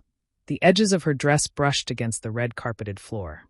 The girl had a fair and pretty face, and her long wavy hair, which reached her buttocks, fluttered in the wind as she moved. Her bangs covered her sea blue left eye, while her uncovered right eye looked just like a shiny blue gemstone. As she walked closer to Surpassing and President Henry, her thin red lips formed a tranquil, yet attractive smile. Anna, from today onwards, His Excellency Yi Feng will be the acting president of Starstreak trading firm, while you will be His Excellency's assistant. You must properly assist His Excellency, understood? Henry asked. Yes, President. I will not disappoint His Excellency Yi Feng. Following which, Henry sent a beaming smile at Surpassing as he said, Your Excellency Yi Feng, from today onwards, the Starstreak trading firm's fate will be in your hands. Anna is very familiar with the Starstreak trading firm, and she is also very intelligent and capable. If you have any commands, please don't hesitate to let her carry them out. System. Player has activated the NPC administration system. Please call out the NPC administration interface to manage your subordinated NPCs. Seeing Henry's smile, in addition to Anna's attractive appearance, Surpassing was slightly stunned. He could almost feel cold sweat dripping down his forehead. Henry obviously worried that Surpassing would not give it his all in helping them. Thus, Henry had given Surpassing this benefit. Fine. Leave the matter of Starstreak trading firm to me, then. Surpassing laughed bitterly. He never imagined that he could obtain a beautiful assistant in God's domain. Not even a guild leader would enjoy such treatment. Also, Surpassing felt relieved at the fact that he was not required to give 30,000 gold to Starstreak trading firm. Instead, he only needed to help the trading firm make 30,000 gold. Without a doubt, the difficulty of the quest had greatly reduced. Immediately, Surpassing called out the system interface, investigating the NPC administration interface. Anna, Yi Feng's assistant. Gender, female. Age, 20. Loyalty, 50. Charm, 86. Physique, 60. Wisdom, 91. Level, 50. HP, 10,000. Her wisdom is so high. Surpassing was shocked when he saw the information displayed. In God's domain, wisdom determined an NPC's potential. Normally, NPCs would not have wisdom exceeding 50 points. If an NPC's wisdom reached 60 points, they would possess extraordinary statuses in God's domain. Meanwhile, those with 70 points in wisdom were usually Tier 2 mages. As for NPCs who had 90 points in wisdom, they were usually characters such as Charlene, a Tier 3 divine official. However, Anna was far more amazing than Charlene. Charlene had a Tier 3 class, so her attributes would have been increased, resulting in her wisdom reaching 90 points. However, Anna did not possess any class right now. If Anna obtained a Tier 3 class, her wisdom would exceed 100 points. Although it was only a difference of 10 points, wisdom increased slower as it reached higher numbers. Similarly, the difference between a single point in wisdom would also become greater. An NPC with 100 points in wisdom was the equivalent to Magistrate Weissman of White River City, an Apex Tier 4 wizard. With such a powerful subordinate, Surpassing's mood improved greatly. Although 30,000 gold was a huge sum of money, if Surpassing earned it through the Starstreak trading firm, he would still have a thread of hope of succeeding. Since he was already capable of earning 100 gold per day by himself, if he utilized Starstreak trading firm's influence, he had a very high possibility of earning the 30,000 gold coins. After all, Starstreak trading firm had shops based in 8 cities, and every one of them was in the heart of the trade areas of each respective city. Meanwhile, the total population of these 8 cities exceeded 5 million players. With such a large player base, it would be very easy for Surpassing to make money. Thinking up to this point, a flash of inspiration struck Surpassing. All this time, he thought of opening a shop in White River City. Only, he did not possess the sufficient reputation or money to do so. After all, not to mention purchasing a shop located within the trade area. Even the cheapest shop in White River City required players to have 500 White River City reputation points in addition to 1,000 to 5,000 gold coins. Although the price looked high, in reality, it was not as expensive as one would imagine.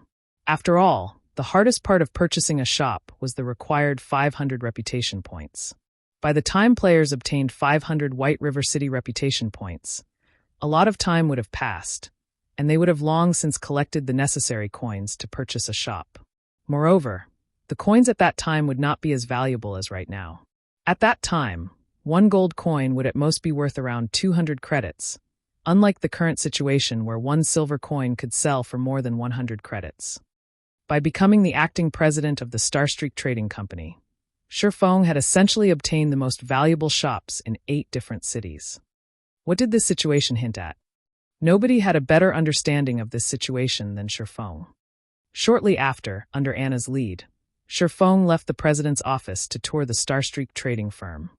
In truth, however, even without exploring the place, Surfeng already had a thorough understanding of the Starstreak trading firm. NPCs were different from players in that they could only sell common goods. Even the equipment they sold was common rank, and very rarely would there be a bronze-ranked item for sale.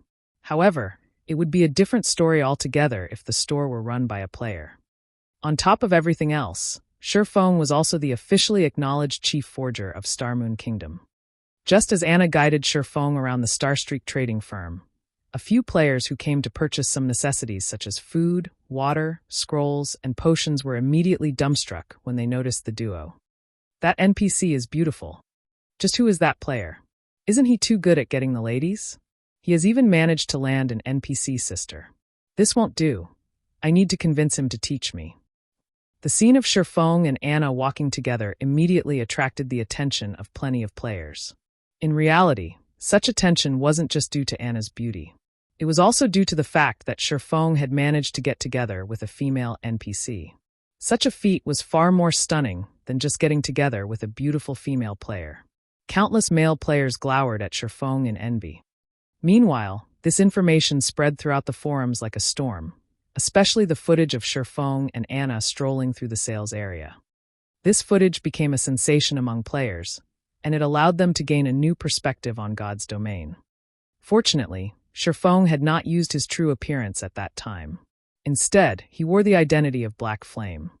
This should be enough. Surfeng looked at the surrounding onlookers as he revealed a faint smile.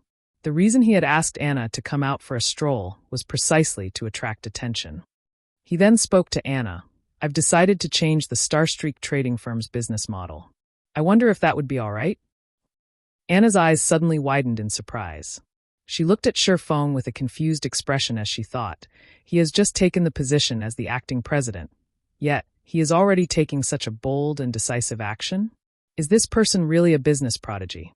However, Surfeng was her boss. Moreover, President Henry had already instructed her to listen to Surfeng.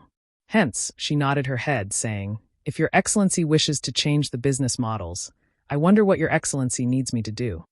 Very simple. I wish to hire adventurers to craft items for me, then sell the items they have crafted. So, I need you to get someone to refurbish the 8 shops we own. The first and second floors of the building will be used to sell our wares, while the 4th to 6th floors will be rebuilt as a workspace. Also, get the news out that we are hiring lifestyle players. Whether they are just normal people or adventurers, as long as they reach our standards, we will offer them 30% more than what others are offering. Listening up to this point, Anna grew shocked. This wasn't just a change in the business models. This was practically a change of occupation.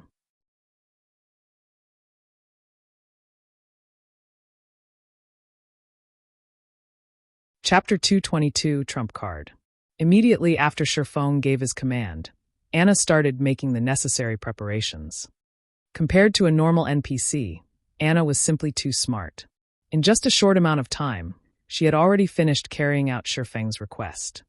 During the time Surfeng brainstormed on how he was going to utilize the Starstreak trading firm to earn 30,000 gold, the entire Starstreak trading firm had also started its renovation. Following Surfeng's request, the first and second floors were outfitted with sales counters. The first floor sold only the commonly used items, while the second floor would sell exquisite and precious items. Meanwhile, the 4th to 6th floors were refurbished into workshops for lifestyle players. Out of those 3 floors, the 4th floor consisted of solely forging rooms, while the fifth floor consisted of potion-making rooms. The sixth floor consisted of workshops for the remaining classes, and a warehouse meant for the use of both NPCs and players. Meanwhile, the Starstreak trading firm's renovation had attracted the attention of many players. Due to the footage of Surpassing and Anna from before, plenty of players had arrived the trading firm to take a look out of curiosity. Yet, by the time they arrived, they discovered that the Starstreak trading firm was actually undergoing renovations. This situation made all the players grow even more curious. Just what was going on here? Your Excellency Yi Feng, the matter you requested has been completed. Does Your Excellency have any other instructions? Anna spoke gently as she walked up to Surpassing, a tranquil smile on her face. Good. How many people did you manage to recruit? Surpassing asked. From the 8 cities, we've recruited 245 potion makers. Among them, 209 are basic potion makers, 29 are intermediate potion makers, and 7 are advanced potion makers. In addition, we also recruited 228 forgers. Among them, 188 are basic forgers, 31 are intermediate forgers, and 9 are advanced forgers. Anna took out a name list and placed it on the table. That's quite a lot. Surpassing was very satisfied as he looked at the number of NPCs on the list. If a first-rate guild's upper management saw such numbers, they would surely be shocked beyond recovery. After all, these were all genuine potion makers and forgers. They were not apprentices. With such a frightening force, one could instantly turn a third-rate guild into a super guild. This was the amazing aspect the Starstreak trading firm. If it were a player-established store, they could not recruit nearly this many high-level NPCs. The best NPCs they could recruit would only be apprentices. On the other hand, the Starstreak trading firm had easily recruited this many potion makers and forgers. These NPCs were far more capable than player apprentices. The only downside was their slightly lower efficiency, slow improvements, and much lower growth potential. Your Excellency, I feel that it isn't very appropriate to offer such a high salary.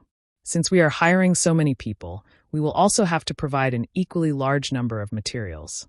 We will take a huge loss through this transaction. If we continue down such a path, not to mention a month, the Starstreak trading firm will go bankrupt within 10 days, Anna said worriedly. In order to hire all these people, the Starstreak trading firm had offered 30% more than the market price. The trading firm also had to bear the failures of these crafters. This was simply madness. Moreover, whether it was potions or equipment, neither could earn them a lot of money. The sales of these items were similarly average. Only those master-level characters would earn a lot of money from their craft. Right now, they were simply taking a loss by recruiting so many people. Anna truly could not understand why Surpassing would invite all these people to work here. Wouldn't it be better to purchase the finished products from these crafters? That way, their trading firm would not have to suffer any losses. Unfortunately, Anna had no idea just how important these potion makers and forgers were to the current players of God's domain. You don't need to bother with this. The remaining thing we need is to convince the basic potion makers to continuously make the basic recovery potions and basic mana regeneration potions that they are adept at making. As for the intermediate and advanced potion makers, get them to make intermediate recovery potions and intermediate mana regeneration potions. For the forgers, get all of them to make only whetstones, Surpassing said with a smile. There were plenty of NPC potion makers and forgers in God's domain. Meanwhile, only players with their own shops had the right to hire these NPCs. Otherwise, even when players provided the materials, these NPCs would refuse to make anything for these players. However, there was a downside to getting these NPCs to make items. Simply put, they were slow. The number of items they could craft within a day was fixed. As for the advantage, NPCs had a much higher success rate, so they did not waste as many materials as players did.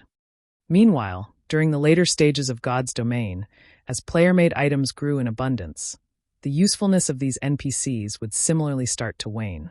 Right now, however, these forgers and potion makers were of great use to Surpassing. It was especially true for the intermediate recovery potion and intermediate mana regeneration potion.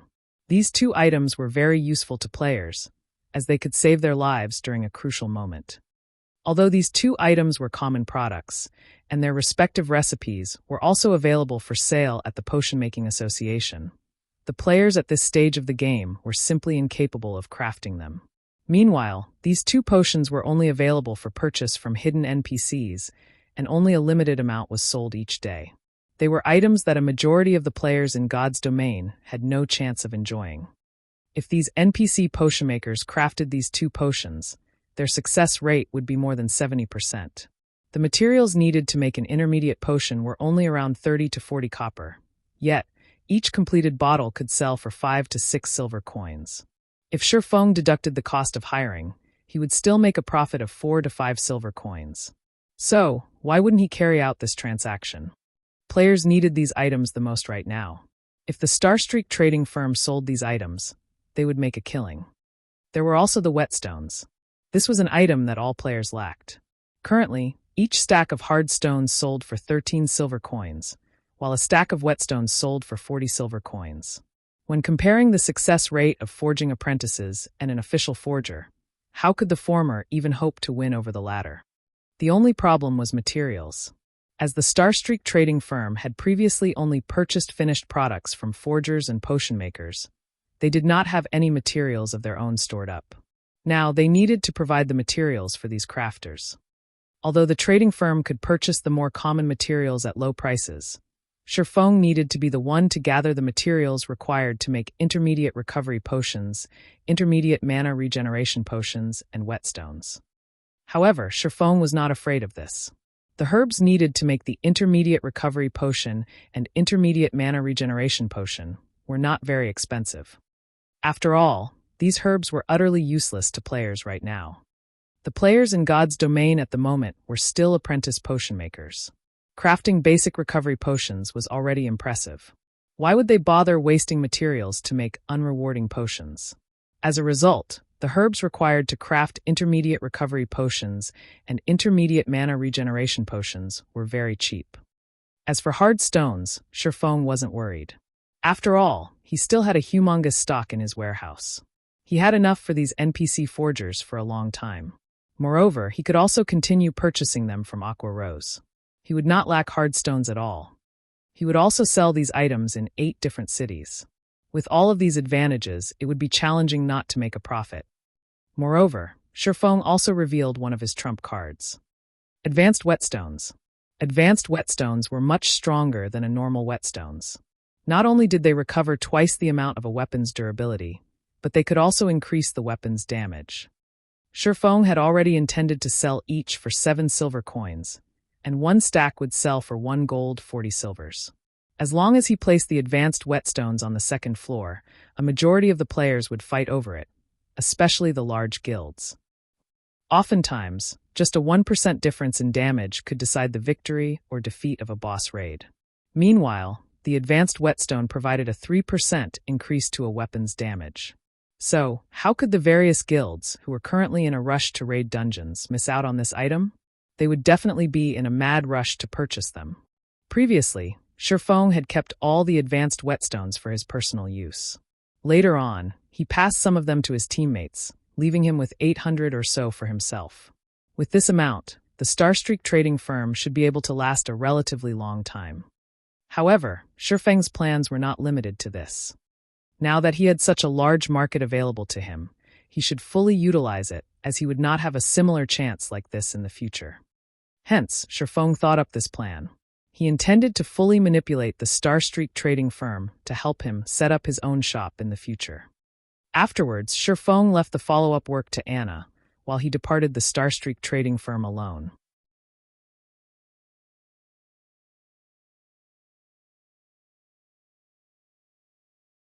Chapter 223, Popular Starstreak.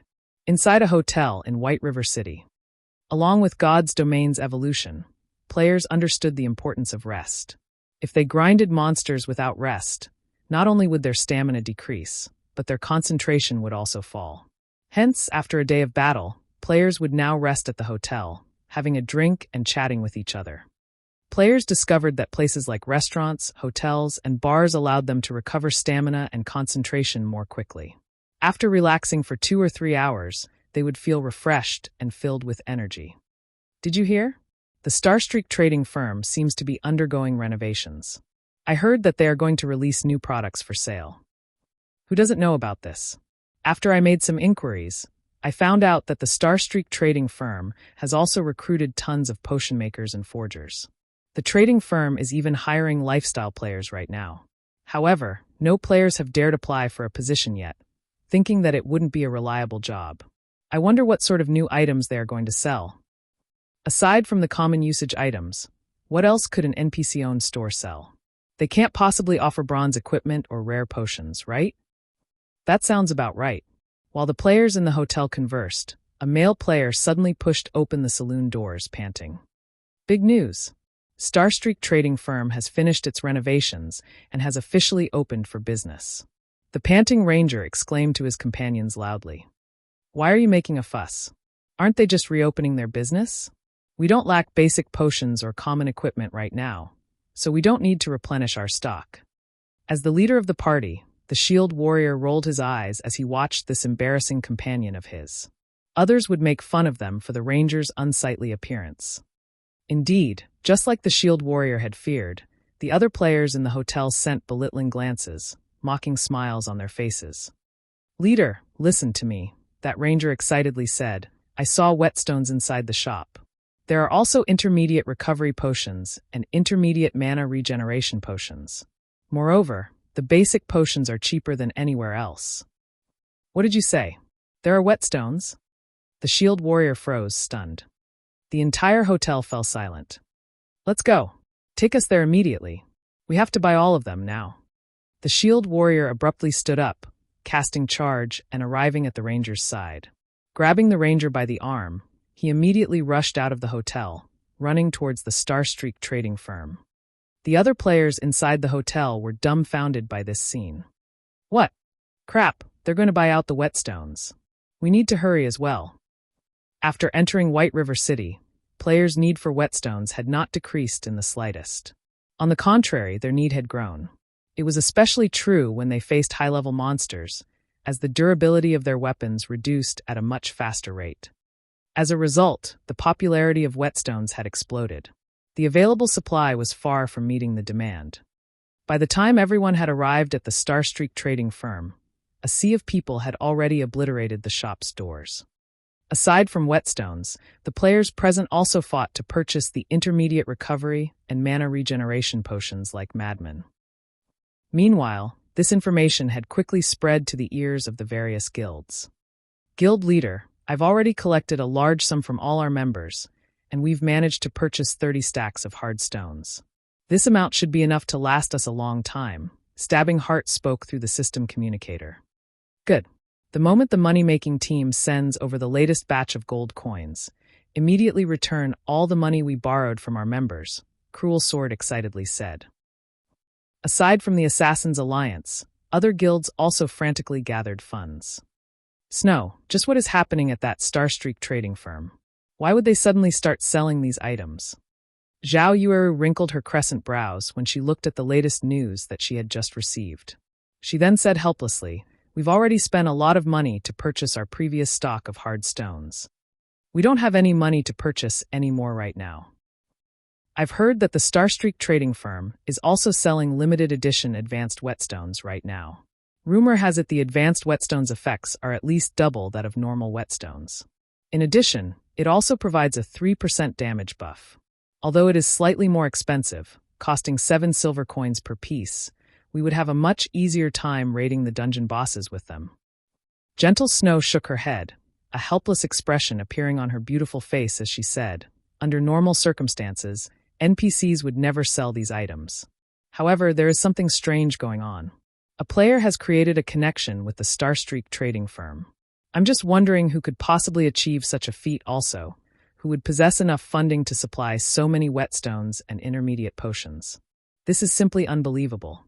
Send someone to investigate this matter immediately. Recently, she had managed to raise 20 gold coins and had purchased hard stones with that money.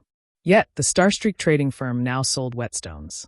She had not received any information before this incident, causing her to suffer disaster. Currently, the issue of weapon durability had caused a roadblock in their dungeon raiding progress. Everything would be too late by the time their guild's forgers managed to turn those hard stones into whetstones. Other guilds would have long since surpassed them. They needed to obtain the whetstones right this instant, especially the advanced whetstones. Meanwhile, inside an intermediate forging room in the Forging Association, Surfeng currently crafted advanced whetstones. He did so to increase his forging proficiency and earn money. The present market was not the same as before. With the Starstreak trading firm around, he could now sell the advanced whetstones he made in 8 cities. Although the advanced whetstones were somewhat expensive, players from the 8 cities would still buy them. Even if Surfeng forged advanced whetstones 24 hours a day, he still wouldn't meet the demand of the 8 cities. Currently, gold coins poured into the Starstreak trading firm's accounts with every passing moment. Surfeng did not even dare open the money system notification. Only 1 short hour had passed since Starstreak trading firm reopened, yet already it had earned over 300 gold coins. However, this was only the beginning. Things would become more exciting later on. Aside from making money, Surfeng's goal in making advanced whetstones was to upgrade himself to an advanced forging apprentice. If he became an advanced forging apprentice, he could learn the advanced book of magic he had obtained from Stonemer Town. Previously, he only had White River City as the sole market for his wares. Now, however, he had 8 markets. He also did not need to foot any of the high processing fees, so he could not waste this chance. Surfeng intended to gain an impressive reputation and prestige among the 8 cities. However, the advanced whetstones alone were not enough to achieve this result. Moreover, advanced whetstones could not increase his reputation, as these things did not carry his personal mark. Only the Starstreak trading firm would gain reputation from these advanced whetstones.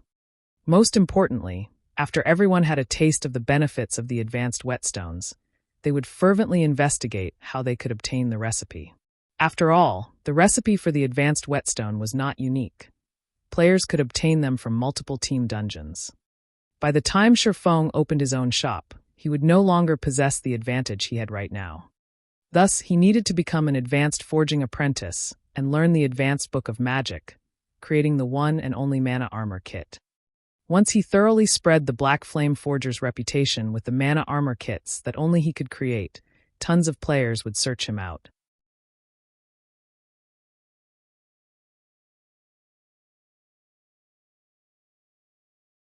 Chapter 224, Runic Gold. In the quiet and steamy forging room, a deep blue flame burned brilliantly as it refined one hard stone after the next. Originally, forging advanced whetstones had a low success rate. Yet, when Surfeng made them, the process was as smooth as flowing water. Whether regarding production speed or quality, both were equally amazing, and one couldn't help but give praise when witnessing this scene. Although the repetitive task was slightly cumbersome, when Surfeng's thoughts wandered to the fact that each advanced whetstone could sell for 7 silver coins, endless motivation flowed into him. After 3 hours had passed since Surfeng started this laborious work, he had made 180 advanced whetstones. His speed could practically rival the efficiency of 3 or 4 forgers combined. Also, without noticing it, Surfeng had also recovered his previously lost level, returning from level 14 to level 15. His current leveling speed was far more efficient than grinding normal monsters. Having decided to take a short rest, Surfeng examined his current forging proficiency. It was already at 1,253 points right now. He needed 3,000 proficiency points to be promoted from an intermediate forging apprentice to an advanced forging apprentice. As long as he continued to work hard for 2 or 3 more days, he could become an advanced forging apprentice. If other players knew of Surfeng's promotion speed, they might become stupefied. After all, throughout the entire White River City region, aside from Surfeng, there was not a single intermediate forging apprentice to be found. Surfeng's forging promotion speed was monstrously fast. Based on this speed, if I focus solely on forging, I can become an advanced forging apprentice in 2 days, just in time for the next transaction with Aqua Rose. I can rake in another large sum of money from Aqua Rose. Surfeng made a rough estimation, growing excited. He greatly profited every time he met with Aqua Rose. If he could make another large sum this time, he would have mostly dealt with the matter of setting up his workshop. Later on, he only needed to think of a way to recruit a large number of players that could serve as the backbone of the guild in the future. If he wished to establish a guild with tens of thousands of members, he needed at least several hundred players to serve as the backbone of the guild. Otherwise, he could not manage so many players properly. Hence, Shifeng had decisively bought the office building to establish his workshop. It would save him the trouble of having to move to a new workshop in the future, limiting such issues related to the guild's development. HM? Gentle Snow? When Shifeng heard the ringtone for his communicator, he discovered the caller was Gentle Snow. However, she was not looking for Yifeng, but Black Flame instead. It just so happened that Shifeng had reasons to look for Gentle Snow as well. Previously, he had intended to use the ID of Black Flame to establish the lifestyle guild, the Horizon Alliance. However, he never found the chance to do so. Now a chance had arrived. Currently, he was temporarily in charge of the Starstreak trading firm, which possessed shops in 8 different cities. Moreover, these shops were all located in the heart of each city. Regarding materials, workplace, or a place to sell items, Shifeng now had everything a lifestyle player would need in his possession. If he factored in Gentle Snow's advertising, establishing the Horizon Alliance was practically a done deal. If Horizon Alliance successfully developed, it would be worth a gold mine. He could obtain both funding and materials through this lifestyle guild. At that time, Shifeng would not have to worry about Zero Wings development. Black Flame, are you interested in making a deal? Gentle Snow immediately asked without any greeting. A deal? I wonder what sort of deal Miss Snow wishes to make. Shifeng asked, curious. I know that you are related to the matter of the Starstreak trading firm, so I wish to purchase some whetstones from you, especially the advanced whetstones. I'll pay credits, and I'll buy as many as you have right now, Gentle Snow said. So, you desire the whetstones. This should be simple. However, I need gold coins far more than credits right now. If Miss Snow has a lot of them, I can definitely sell you my entire stock. Shifeng did not refute Gentle Snow's claim. After all, it was not strange that she had discovered his relation to the Starstreak trading firm. Previously, he had used the appearance of Black Flame to stroll through the trading firm with Anna openly. Moreover, many players had recorded a video of that scene. Since Gentle Snow had seen Black Flame before, she could easily figure out the relationship between him and the Starstreak trading firm as long as she saw one of those videos. I'll pay you 3 times of the market price via credits. Gentle Snow did not want the other guilds to catch up to them. Hence, she did not mind spending some extra credits. Miss Snow, there is no need to continue. You and I both know how important gold coins are right now. If you do not have the sincerity to conduct this trade, let us just forget it altogether. I am sincere about this deal. However, I've recently purchased a large batch of hard stones, so I don't have any excess gold coins at the moment. How about 5 times the market price? Gentle Snow felt helpless right now. Black Flame certainly had a powerful backer supporting him, so he might not value credits as much as gold coins. However, she truly had nothing she could use to trade. She only had credits. Let's just forget about the credits. Don't you have a lot of hard stones right now? Shifeng revealed a faint, bitter smile. If he were not required to earn 30,000 gold coins within 20 days, he would have definitely agreed to 5 times the market price. However, gold coins were much more important to him right now. This matter affected his own future development, so he could not compromise. Hence, he suggested, let's exchange using hard stones, then. Exchange. Gentle Snow's beautiful face froze. Stunned, she asked, what will the ratio of exchange be? That will depend on you. For the normal whetstones, it will be a 1-to-4 ratio. As for the advanced whetstones, I require a 1-to-9 ratio, Shifeng stated calmly. Fine. However, I want only advanced whetstones. Moreover, I want to conduct the trade immediately. After giving the matter some thought, Gentle Snow felt that this exchange seemed reasonable. However, Gentle Snow inwardly cursed at Shifeng for being too hateful. It is as expected of the chief forger of Starmoon Kingdom. If she allowed the forgers in her guild to make whetstones right now, they could produce 1 whetstone with every 4 or 5 hard stones. Meanwhile, Shifeng had accurately suggested trading 1 whetstone for 4 hard stones. The result of this exchange was just slightly better than the result the forgers in her guild could produce. So, Gentle Snow agreed to trade the majority of their stock of hard stones for advanced whetstones, leaving the remainder for the forgers in her guild to increase their forging proficiency. Alright then, look for an NPC named Anna once you arrive at the Starstreak trading firm. She will conduct the exchange immediately, Shifeng instructed, chuckling. Soon after, Shifeng disconnected the call, resuming his production of advanced whetstones. Shifeng's trade with Gentle Snow was only a small interlude. After Gentle Snow had exchanged 4 stacks of advanced whetstones with Anna, under Shifeng's instructions, Anna made the exchange mechanism open to the public. The exchange ratio was the same as he previously mentioned to Gentle Snow. As a result, many players who lacked the money to purchase whetstones started frantically exchanging their hard stones. They no longer needed forging apprentices to rip them off. With this, not only could the Starstreak trading firm deal with its material supply issue, but it could also make a profit from this exchange. This scene caused many lifestyle players to have second thoughts about applying to work at the trading firm. 2 days later. System, congratulations. You are the first player to be promoted to an advanced forging apprentice.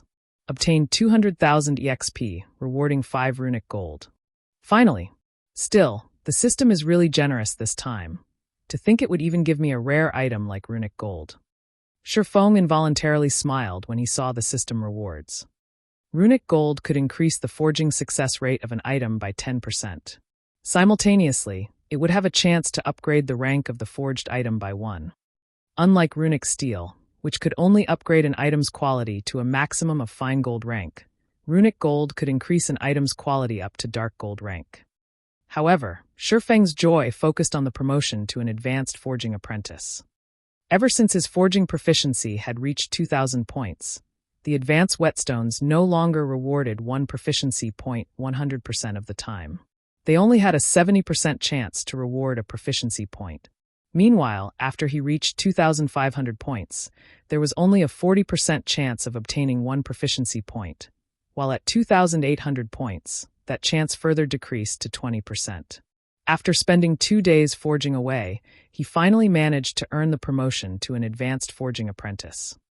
After becoming an advanced forging apprentice, Shifeng immediately retrieved the Advanced Book of Magic from his bag, choosing to learn it without hesitation. Suddenly, a golden glow surrounded Shifeng's body, and within Shifeng's mind, the knowledge of producing the magic armor kit appeared. During these 2 days, aside from continuously producing advanced whetstones and raising his forging proficiency, Shifeng had also made sure to train his body during the day. Incidentally, he also bought that office building in the city center for his workshop. Shifeng had to pay a total of 60 million credits in installments. He first paid 20 million credits, while he would pay the remaining 40 million in full within 3 months. Shifeng had also earned over 10 million credits from selling the White River City guidebooks. He used 5 million or so to purchase various gaming facilities and other items to complete his workshop. That way, when it was time to attend the university's fellowship party, he would have 5 million credits and a luxurious workshop to back him up. He was no weaker than Shadow right now. Comparing workshop facilities and environments, Shifeng's workshop utterly destroyed Shadow's.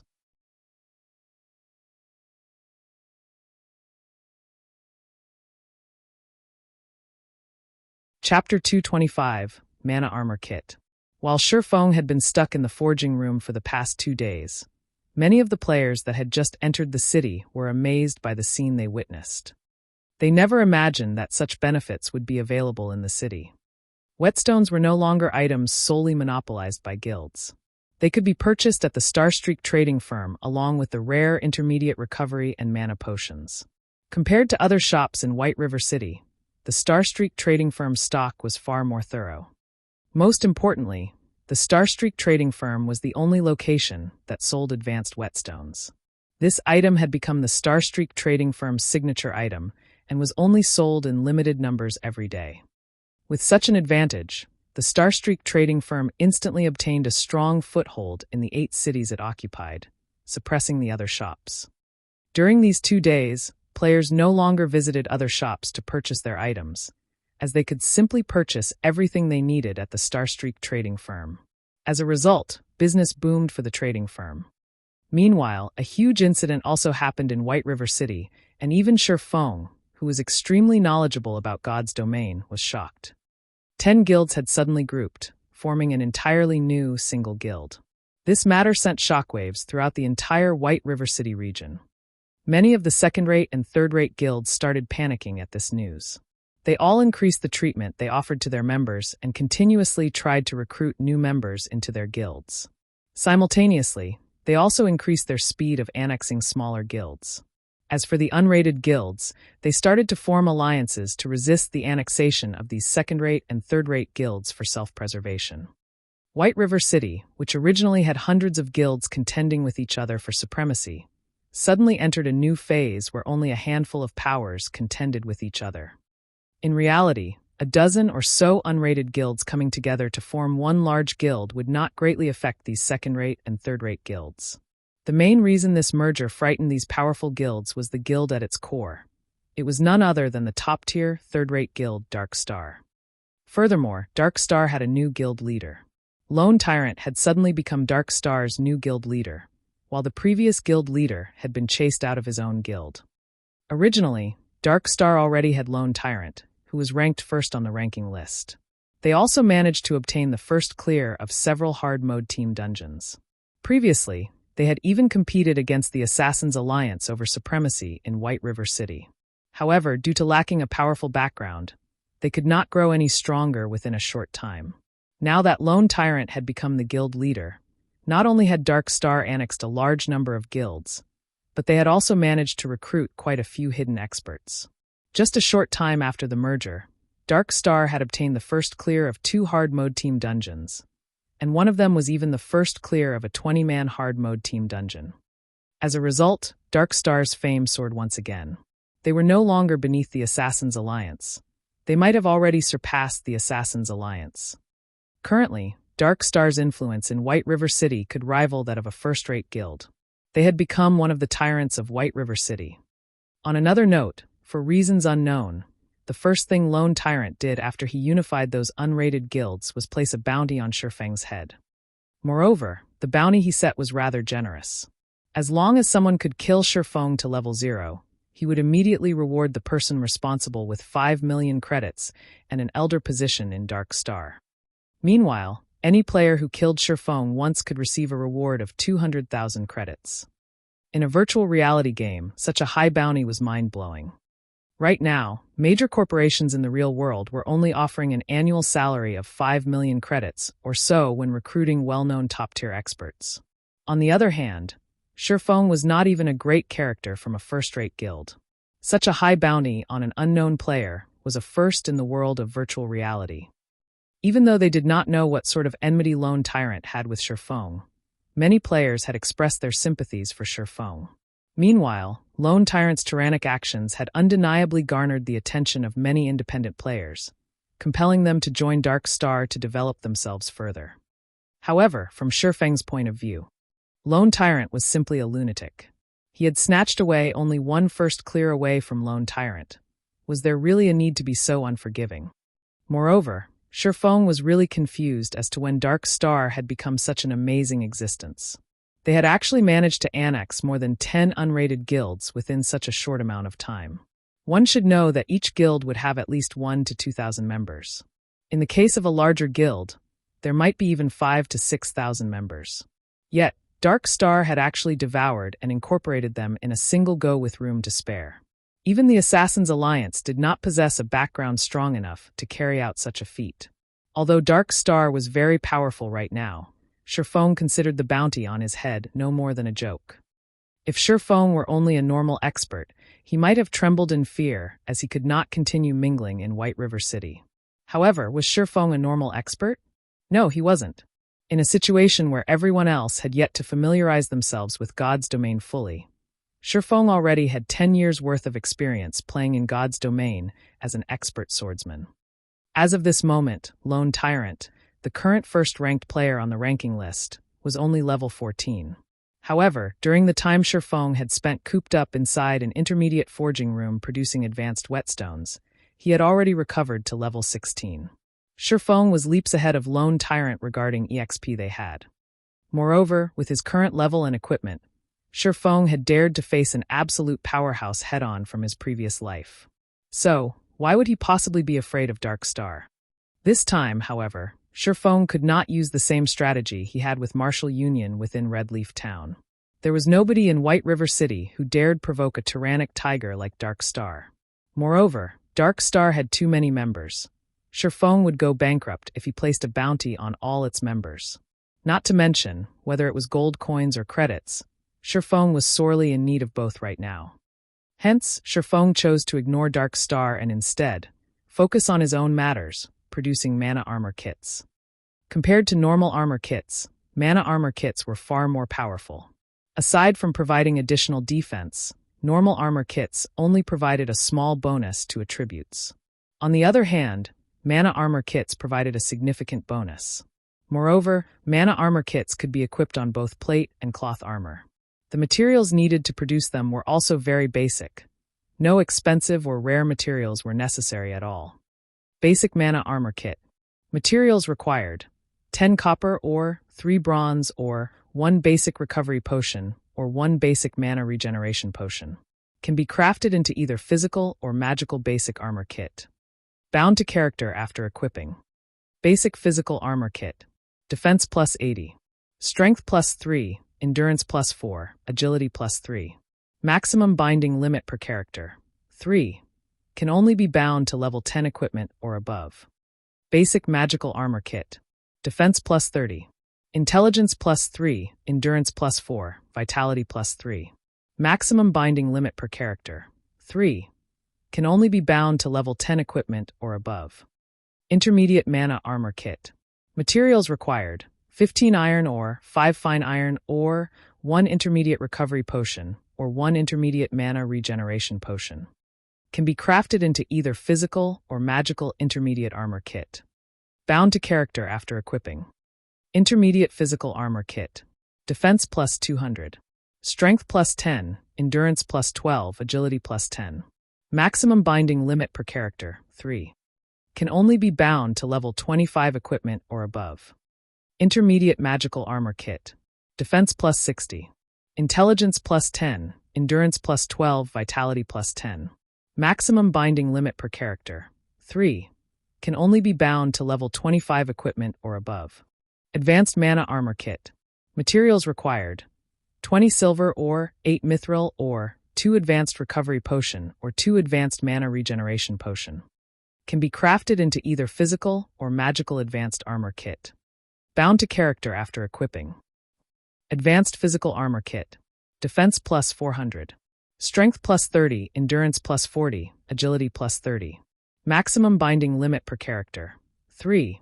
Can only be bound to level 50 equipment or above. Advanced magical armor kit. Defense plus 150. Intelligence plus 30, endurance plus 40, vitality plus 30. Maximum binding limit per character, 3. Can only be bound to level 50 equipment or above.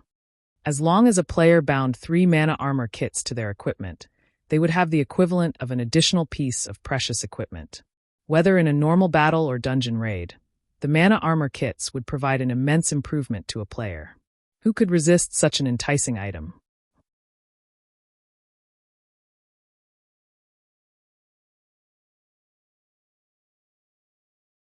Chapter 226, Attracted by Fame. On a street located in the heart of the trade area, a man hiding himself under a hooded cloak hurriedly walked into the tall building, the Starstreak trading firm, by the roadside. Due to its raging popularity, there were plenty of players entering and leaving the Starstreak trading firm. Moreover, players who wore cloaks were common at the trading firm, so the hurried man did not attract the attention of other players. However, if one observed carefully, they would discover 2 exquisite longswords strapped to his back. Of the 2 swords, one released a faint glow that resembled a black flame, while the other released a green stream of light. One could easily tell that these 2 swords were extraordinary items. Moreover, the style of this man's equipment clearly indicated it was a set equipment, and a high-quality set equipment at that. This person was none other than Surfong, currently disguised as Black Flame. Previously, after spending most of his day hiding in a forging room, Surfong had forged a total of 600 basic mana armor kits. 400 of them were physical armor kits, while the remaining 200 were magic armor kits. A large amount of copper or bronze or intermediate recovery potions and intermediate mana regeneration potions was required to make so many armor kits. Fortunately, Surfong had these materials in spades. With the Philosopher's Stone, Shifeng could refine stones into ores. There was no need for him to purchase any at all. As for basic potions, he simply needed to spend some money to purchase a large stock of them. However, when compared to the value of the basic mana armor kits, the cost of these potions was practically negligible. Shifeng had even resolved the issue of production success rate, which was the most troublesome factor when producing the basic mana armor kits. For starters, as an advanced forging apprentice, Shifeng possessed a 20% success rate when forging the basic mana armor kits. After factoring in the Book of Forging and the various supporting tools he possessed, his success rate was further boosted to 66%. Although there was still the chance of failure, each try would only cost him 70 copper coins. With Shifeng's current wealth, he would not feel even an itch from losing such a meager amount of money.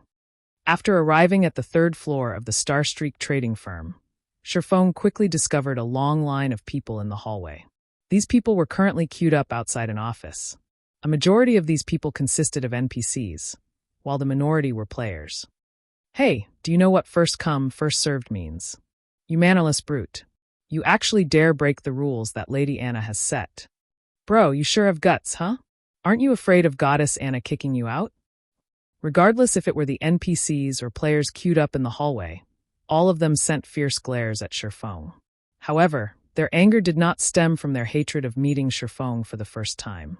Instead, they were afraid of Shifeng's rudeness earning the ire of Lady Anna. They had been painstakingly waiting to meet Lady Anna for a long time now. If Lady Anna chased all of them away in a fit of rage, it would be a tragedy. What are you guys queuing for? Shifeng asked curiously. Shifeng casually glanced at the people queued up in the hallway. Just from a rough estimate, there should be over 200 people present. This was in no way a small number. Moreover, looking at how all of these people referred to Anna as Lady Anna or Goddess Anna with both admiration and respect, Shifeng couldn't help but grow astonished. You dare come here without even knowing this? Everyone immediately rolled their eyes at Shifeng. They looked at Shifeng as if he was a noob, their gazes filled with disdain. The Starstreak trading firm is currently hiring a large number of forgers and potion makers.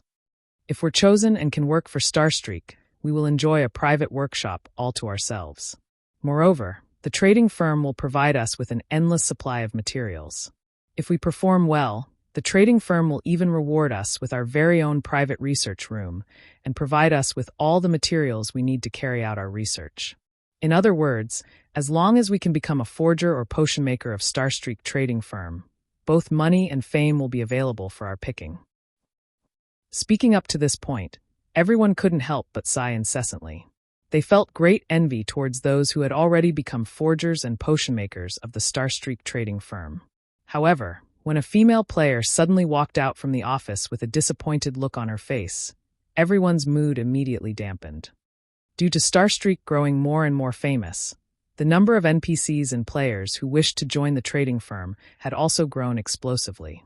Hence, the test's difficulty had also been increased. It was no longer as easy as the trading firm's initial recruitment. How many consecutive eliminations have that been already? I think this should be the 7th. The test is becoming more and more challenging. Previously, 1 of every 5 applicants would succeed. Now only 1 out of 8 succeed. I wonder what the chances will be when it is my turn? The people queued near the back started growing anxious. Anna sure is strict. Shifeng revealed a bitter smile. Although having such strict selection criteria wasn't a problem, players were still fundamentally different from NPCs. Especially for players who were timid and introverted, it was a little extreme to reject them after undergoing only a single test. Cream Coco, the female player who had just walked out from Anna's office, was one such example. In the past, Cream Coco was a genius forger who had the title as one of the 10 great master forgers of Starmoon Kingdom, and Shifeng was fully intent of recruiting her into his guild in this life. He did not think that, shortly after Cream Coco had left the Assassin's Alliance, she would immediately come to Starstreak, only to be rejected once more. Fortunately, Shifeng had made a trip to Starstreak trading firm.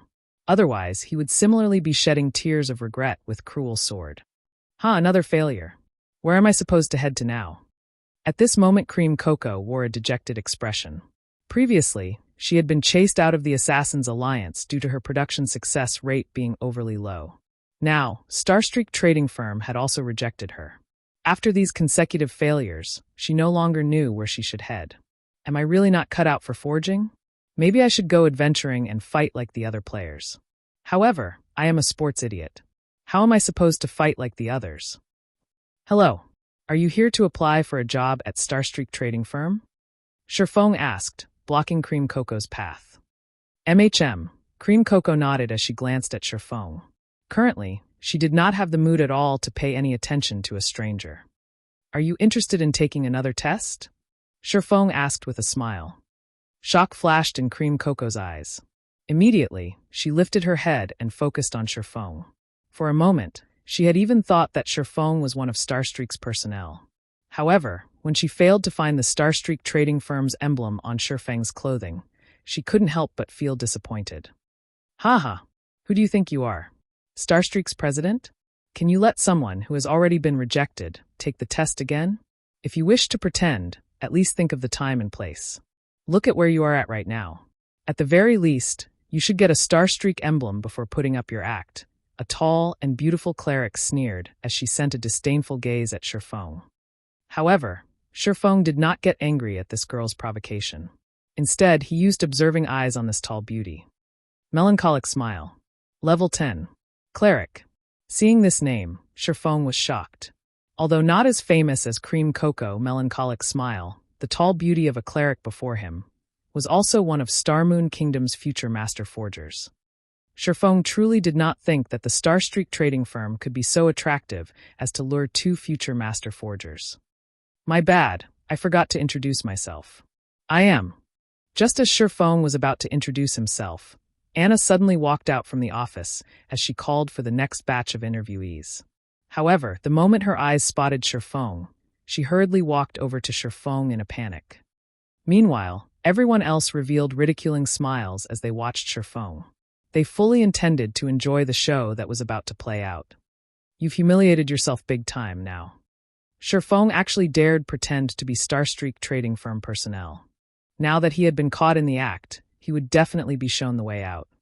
Your Excellency, this subordinate is extremely sorry for this. I did not think that these people would disturb you. I will immediately send them away. Anna glared at Cream Coco and Melancholic Smile, hurriedly apologizing to Shifeng. You're tuning in to the Blee Maze Sword of Destiny YouTube channel. We're so grateful for your support, and don't forget to subscribe to join us on this incredible journey through captivating stories. Your generosity through donations truly makes a world of difference, as it's the primary source of revenue that allows me to expand and enhance this channel for you. Thank you from the bottom of my heart for being a part of this adventure.